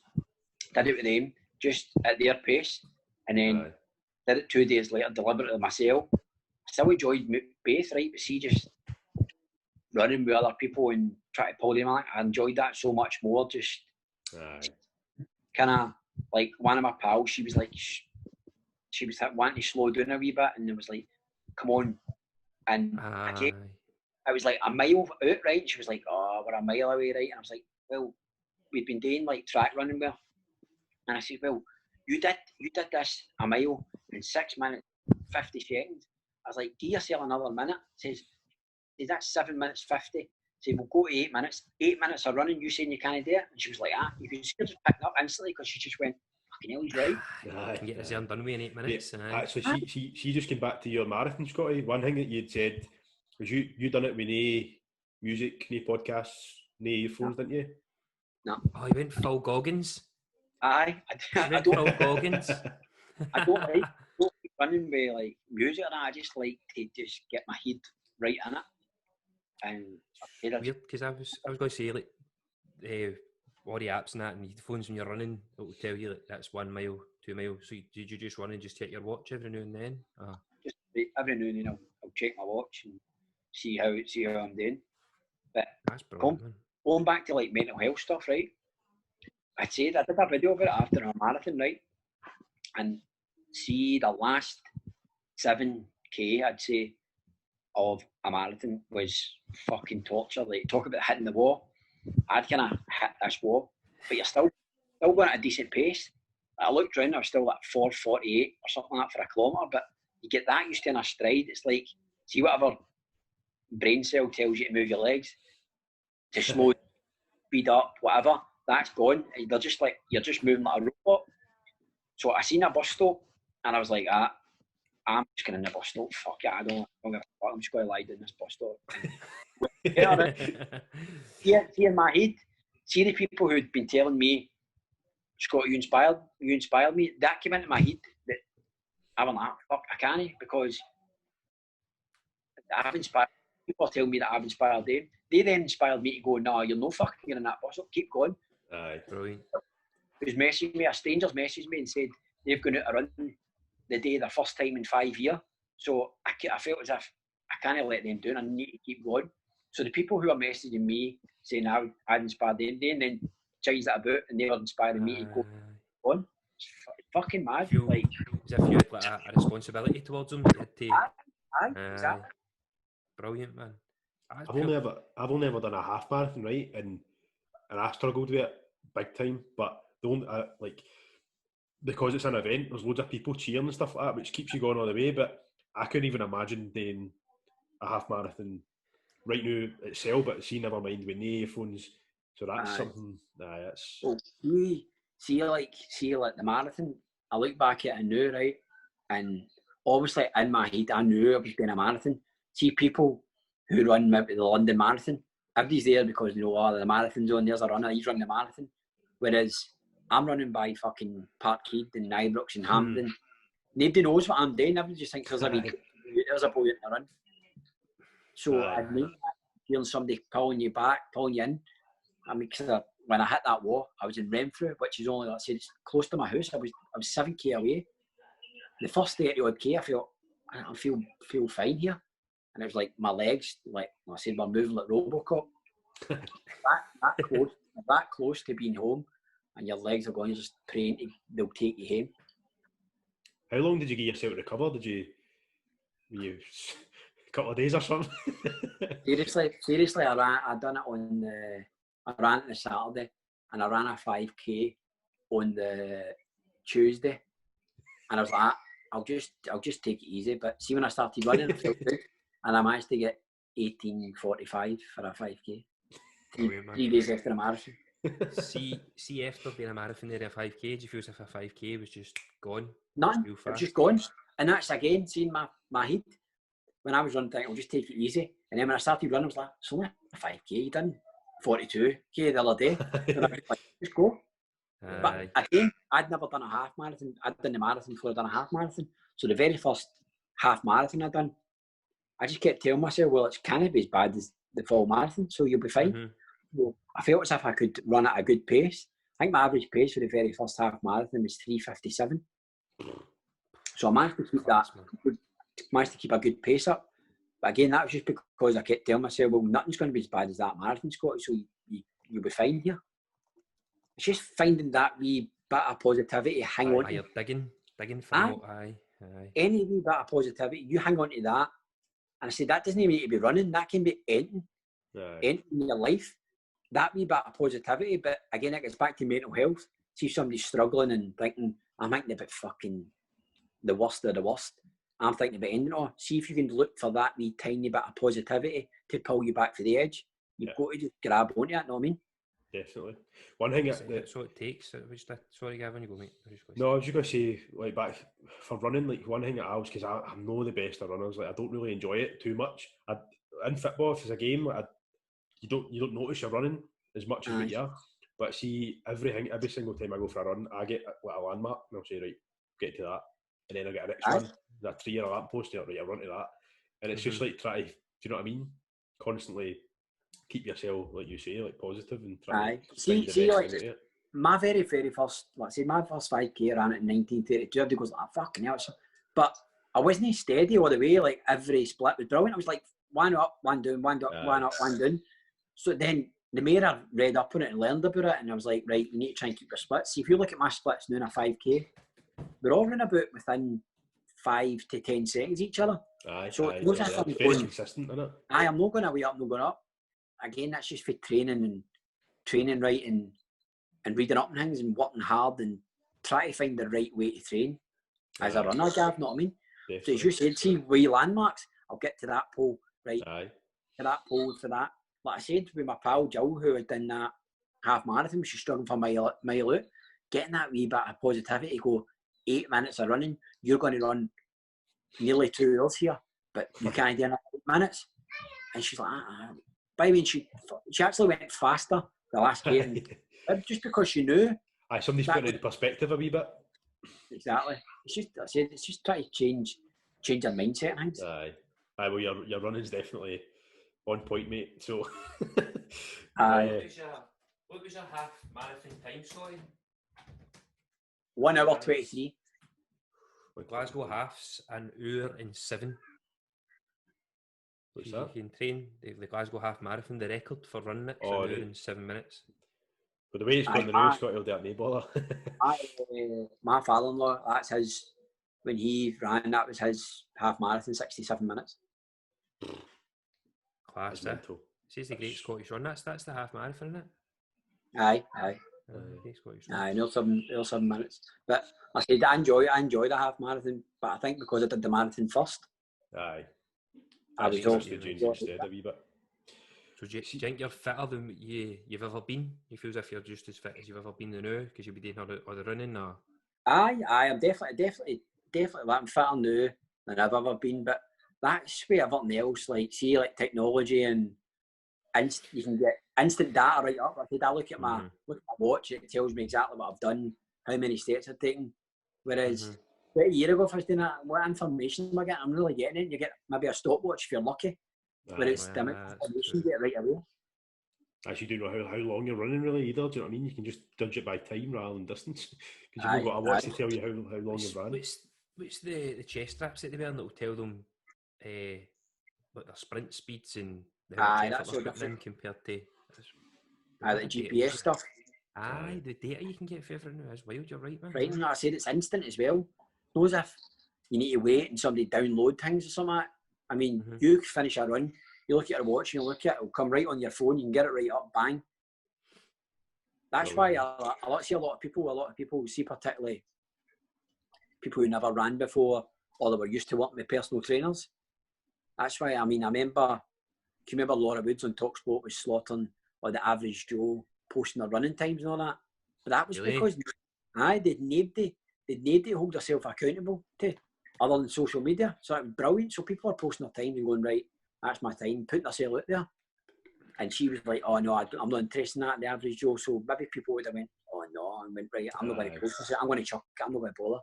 So that kind of pissed me off a bit. But that's just, like I said, you get that instant thing. If you want to post it on your Instagram, whatever workout you've done, and that's it. You're being accountable yourself. You're making yourself virtually accountable to somebody, rather than they maybe come to you and train and say, you're right, you can tell them what they've done. They're getting to know what they've done themselves. That's half the battle, making yourself accountable on it. Like, I think that is half. If you make yourself accountable, you're more likely. That's the biggest thing, because if you're accountable, you're putting yourself out there, particularly on social media. You're more likely to try and improve that, because social media isn't the real world, if you know what I mean. So you're trying to be somebody. You're trying to be the best version of yourself. So you're always going to try and beat what you've done before. You're not going to go like, well, here's I did this in 20 minutes. I've been training really, really hard. Oh, and I've done it in 30 minutes. Now you're not going to put that up. But you're more likely to go, by the way, I did it in 20 minutes, and look at it now, I've done it in 18 minutes. Definitely. That's cool to hear how inspirational you've been for people. Definitely. It must feel pure good. Like how. To be honest, actually, at the start, I felt quite embarrassed about it. Like I was really, because I was like, how can that be having such an impact in people? I just didn't believe that I was, and I was like, I'm not doing it. But the more and more people told me, and then I spoke to other people like my pals, and they're like, Scotty, like you're inspiring, like you're inspiring me. And I just I'm like, but I'm doing this, and I know. He says, but that's no what normal people do. People are looking for that wee bit of inspiration. He said, you've done it. So I was like, I said at the start I was really, really embarrassed and no want to take it on board. And the more and more people take it on board, I started like, I mean, there's a lassie who she was an ex-football player, and she posts all her workouts all the time, right? But after a workout, she'll post a photo like of her fucked. Aye, So every single day, I make a point of messaging her saying, "Well done," because I knew how good that felt for me. And but she was the same as me, going like that. No, well done. I'm miles off it. I don't want. I'm like, nah, you're doing it. You're putting yourself out there. You're doing your exercise. And see the more she's been like that to me as well. You're right, Scotty. Why should I bother what anybody else is saying? Fuck them. And again, it's you know, drive all the positivity to the front. And see all the negative shit. Fuck that off. Fuck them off. See if you go and like I said, see particular social media like Twitter or things like that. Drive all the positive stuff to the front. And see people, that one guy who's been negative, fuck him off. He's wanting to try and get a rise out of you. Aye, just jealousy in that, innit? People That's people it. like That's it. And really well sometimes. I said to that lassie, I said, by the way, you'll probably find it's people you know and think you're pals who will do that. She's like, aye, it is. I said, I know. She says, that's because they're lazy bastards and they can't handle that you're doing something that they can't do. 100%. Aye. It's so like true, people doubt people and all that as well. You should look into mindset stuff and like talking to people, like doing like wee seminars and stuff, because it seems to be working. It seems to be stuff, and even all stuff you're sending out, it's all like, it's very David Goggins, eh? You're the Scottish David Goggins. But see me think about it, Kenny. It's not even complicated. See, if you think about it, you'll go, nah, you're right, and it's something just pure simple. Like, rather than look for a negative, look for a positive. Drive all the positive to front, fuck all the negative ways. I mean, how hard can that be? But that's going back to your Scottish side, we always just kind of see negative at. 20 odd years or 30 years, whatever age you are, just people just look at this idiot, look at that idiot, look at this fanny moment. It's like tweet football, tweet right? Seeing football, right? As an agent, if I go and watch a player, I go and watch what they can do really, really well, and see what they can do bad. They can always work on that, so I try and focus on what they can do well. Whereas, see the coach in Scotland, particularly, right away they'll go, "Oh, I can do that well." But look at that, he can't do that. He can't do that. They'll look at what he can do before what he can do. Aye. That's just a Scottish mentality. That is. I thought about it a wee bit, but I've never really thought as much as that. But when you've got so many examples in your mind now, like I can think of loads of times. You're just like, like they would just instantly focus on something. Aye. By the way, we daft things. It could be. I said it doesn't need to be sport. It can be anything in your life that somebody's paid you a compliment, but then gave you 5 other things bad. See, rather than folks in the compliment, you kind of go, "Oh well, he's fucking said that about me." You know what I mean? Like, see, you got a night out, right, and somebody goes like that to you. By the way, you were some laugh last night. Fucking what a night, brilliant. Somebody else will go, "You were fucking steaming last night, mate, and arse yourself." You would focus on the guy going like that. You made an arse yourself last night, wouldn't you? Because you went. 100%. Whereas rather than going like, "Well, my pal said I was a fucking good laugh. I was in top form. Maybe got a wee bit drunk, but he enjoyed his night. So fuck." But he would always go like that. He would always go, "Oh my god, I've made a pure arse myself last night. Everybody's fucking hating me." Maybe come with the fear. I said, I don't even read up on. I said, see David Goggins, I watch his Instagram. I don't even read up and I don't listen to like podcasts or anything like that. This is just like me talking about me, what's helped me. I've not got all the answers, but I'm just trying to give you an example of what's helped me. Like, I've not read up on anything. I like watching David Goggins' Instagram. I think you guys are an animal and brilliant. But all the mindset stuff's just me. Just what you think. It's really good, mate. It's no stuff. It's stuff that I've heard from other people as well. So it's no as if you're just speaking your own truth, really, and it just your own career and the way you went. And it's actual stuff that people have done research on, that you've just lived it and experienced it, and you're giving it back to people. People pay money to go on these courses for half the stuff that you've said, and it's mad that it's brilliant. See, I think we're getting ready to tie it. Like, Gav's starting to yawn that. How did you end up? What made you go about to be a football agent? Just for your experiences? I had some bad experiences. I never had an agent for years and years because I had bad experiences, and I always thought, never ever thought I would be an agent, right? but I always knew what I didn't want in an agent. Mm-hmm. And I work for a company called SMI. It's based in England, and I've got loads and loads of contacts, and I like to think I'm well respected in Scotland football wise, just with the level and people I've got to know over the years playing for so long. So they asked me to kind of look after Scotland for them, try and get some good young players who they think can do it, cut it down in England, and that's basically how it came about. And it's a guy I know really well who owns the company, two guys, Lee Matthews and Mark O'Byrne. So they asked me to come on board with them, and because it's guys I trusted, see if it was guys I didn't know, I wouldn't have done it. I'd have soon rather be. But I trust these guys, and I'll never ever go alone or whatever. I'll always be with SMI. I'll always be with them because they've believed in me and thought I had something. So I kind of owe it to them to do my best for that company. What would you say? See for youngsters sort of kind of starting out in football and stuff like that. Could you give them any sort of advice about the business and stuff like that? What to look out for, or would you say agents are one of them that you can get quite a lot of cowboys that just want the money and that's it? You can. People promise you the world, but I would say to young boys, don't be afraid to ask questions of them. Don't ask every question because you're entrusting your career with these guys. So ask as many questions as possible. Find out, do all your research on who the agent is, what the company's all about. Don't just take what they tell you in face value. I did this. Go and find out exactly what they've done. I get they can say anything, can't they? Of course they can. So do your research. Don't just take somebody's word for it, because there'll be loads of people who will feed them with bullshit. I had it myself. I used to get agents try to sign you, and they would tell you, I represent this guy, I do this, I've done this deal. And I felt like saying, I don't really give a fuck who you represent, what deals you've done. I want to see what you can do for my career. But as young, you only get one career, didn't you? Exactly. But see, young players just going away for agents. See, like training and all that. Try and be the best you can be in training every single day. Give yourself the best chance. Be relentless. Stay back and do your extra work. Don't see all the people who go, he's a busy bastard, let him. Fuck them. Stay back and do what you need to work on. Work in your weaknesses, but work in your strengths as well.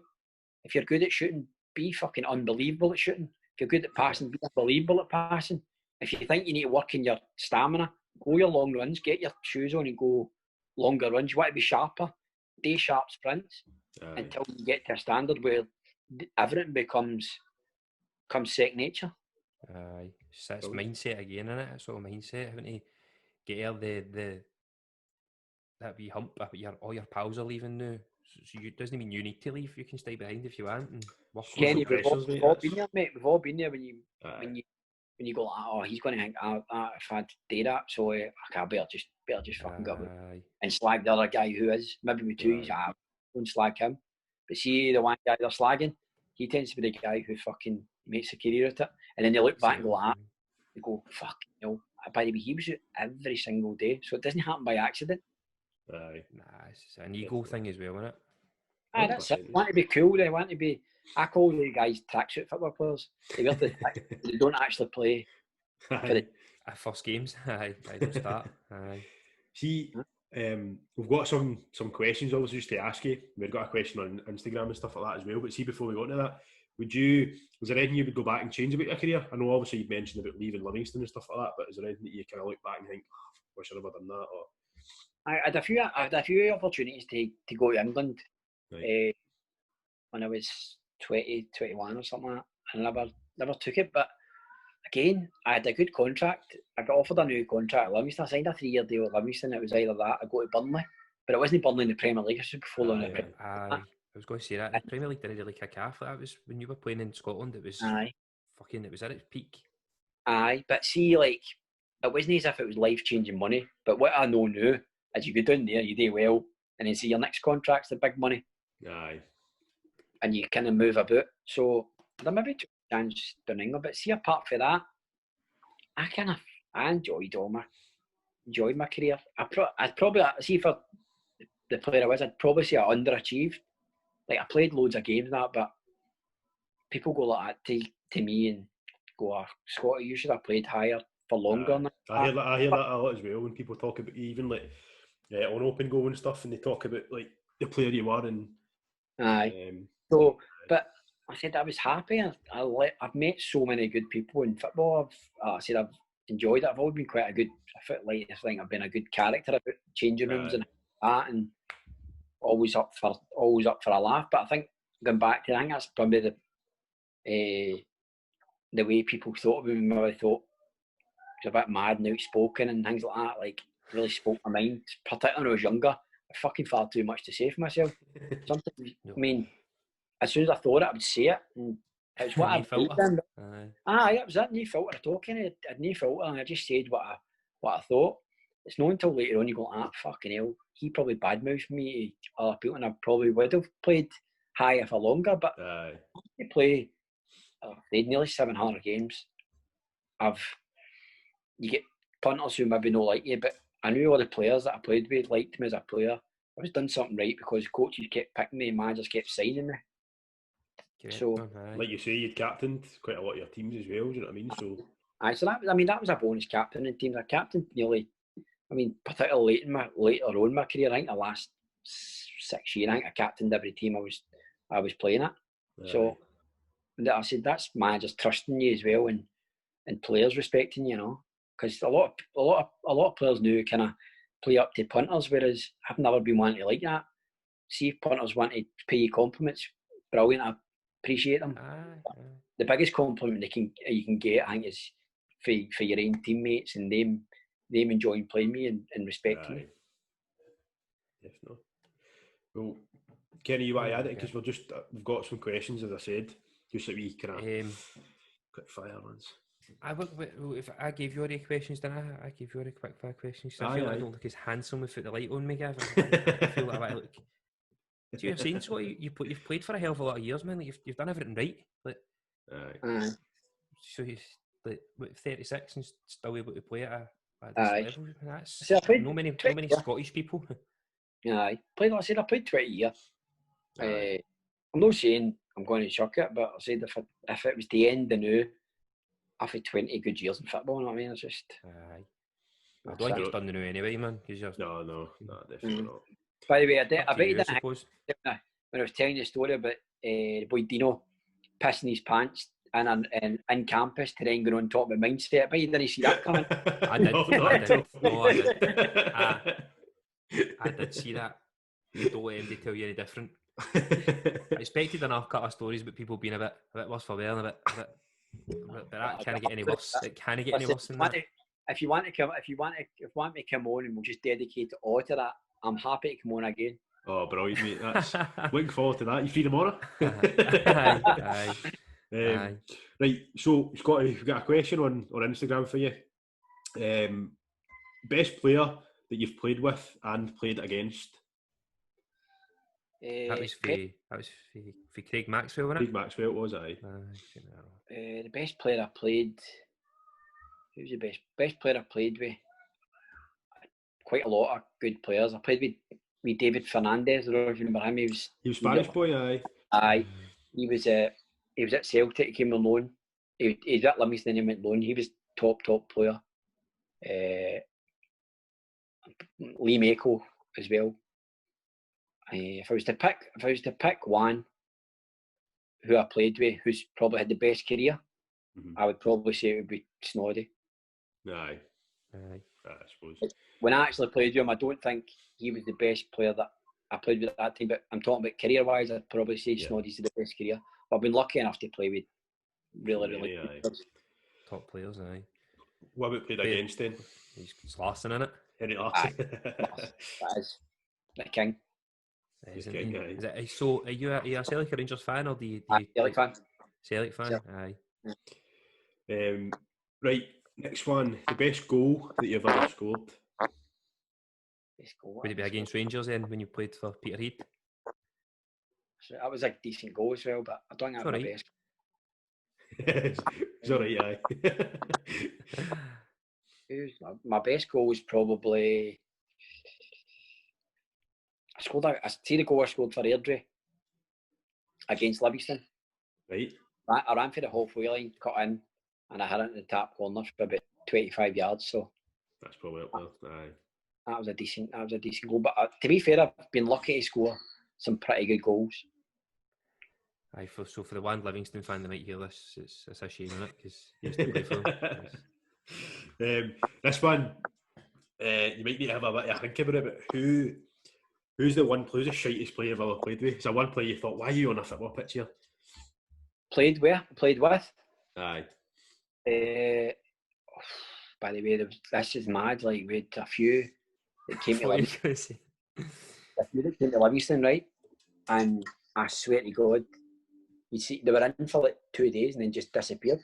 But they maybe signed like 18-month contracts and then would just disappear. But there was so many of them. I remember playing with this big guy at Livingston called Attilia Kristen, his name was. He was Hungarian. There was 3 Hungarian guys came in, right? 2 of them were really good.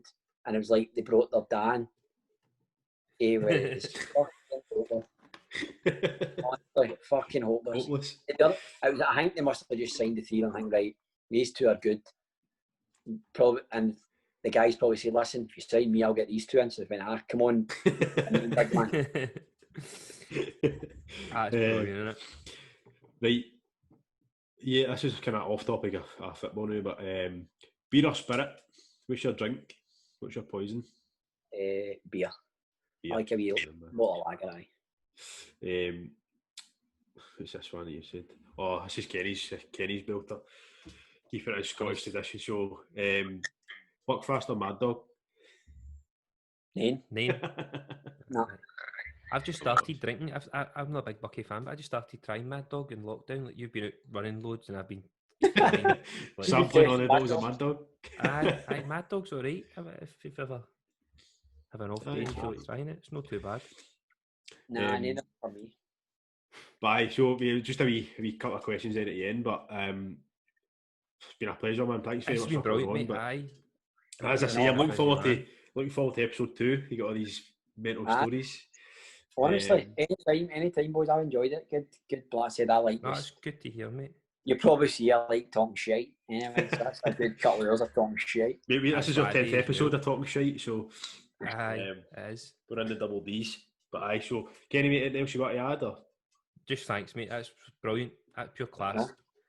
Nah, for anybody that's listening as well, for Scotty, obviously you're on Instagram. Scotty, for any PT inquiries and stuff like that, it's just Scott_McLaughlin_PT, is that right? Aye, that's right, aye. And again, for people who's listening, thanks very much. Just like, comment, share, subscribe as much as you can and help us keep it going. So, aye, boys, it was a pleasure. And I will get you on again soon, Scotty. No, definitely man. Enjoyed that, Trips. Right, brilliant. Right, guys. Take care. Pleasure. Bye. See you later on. Bye.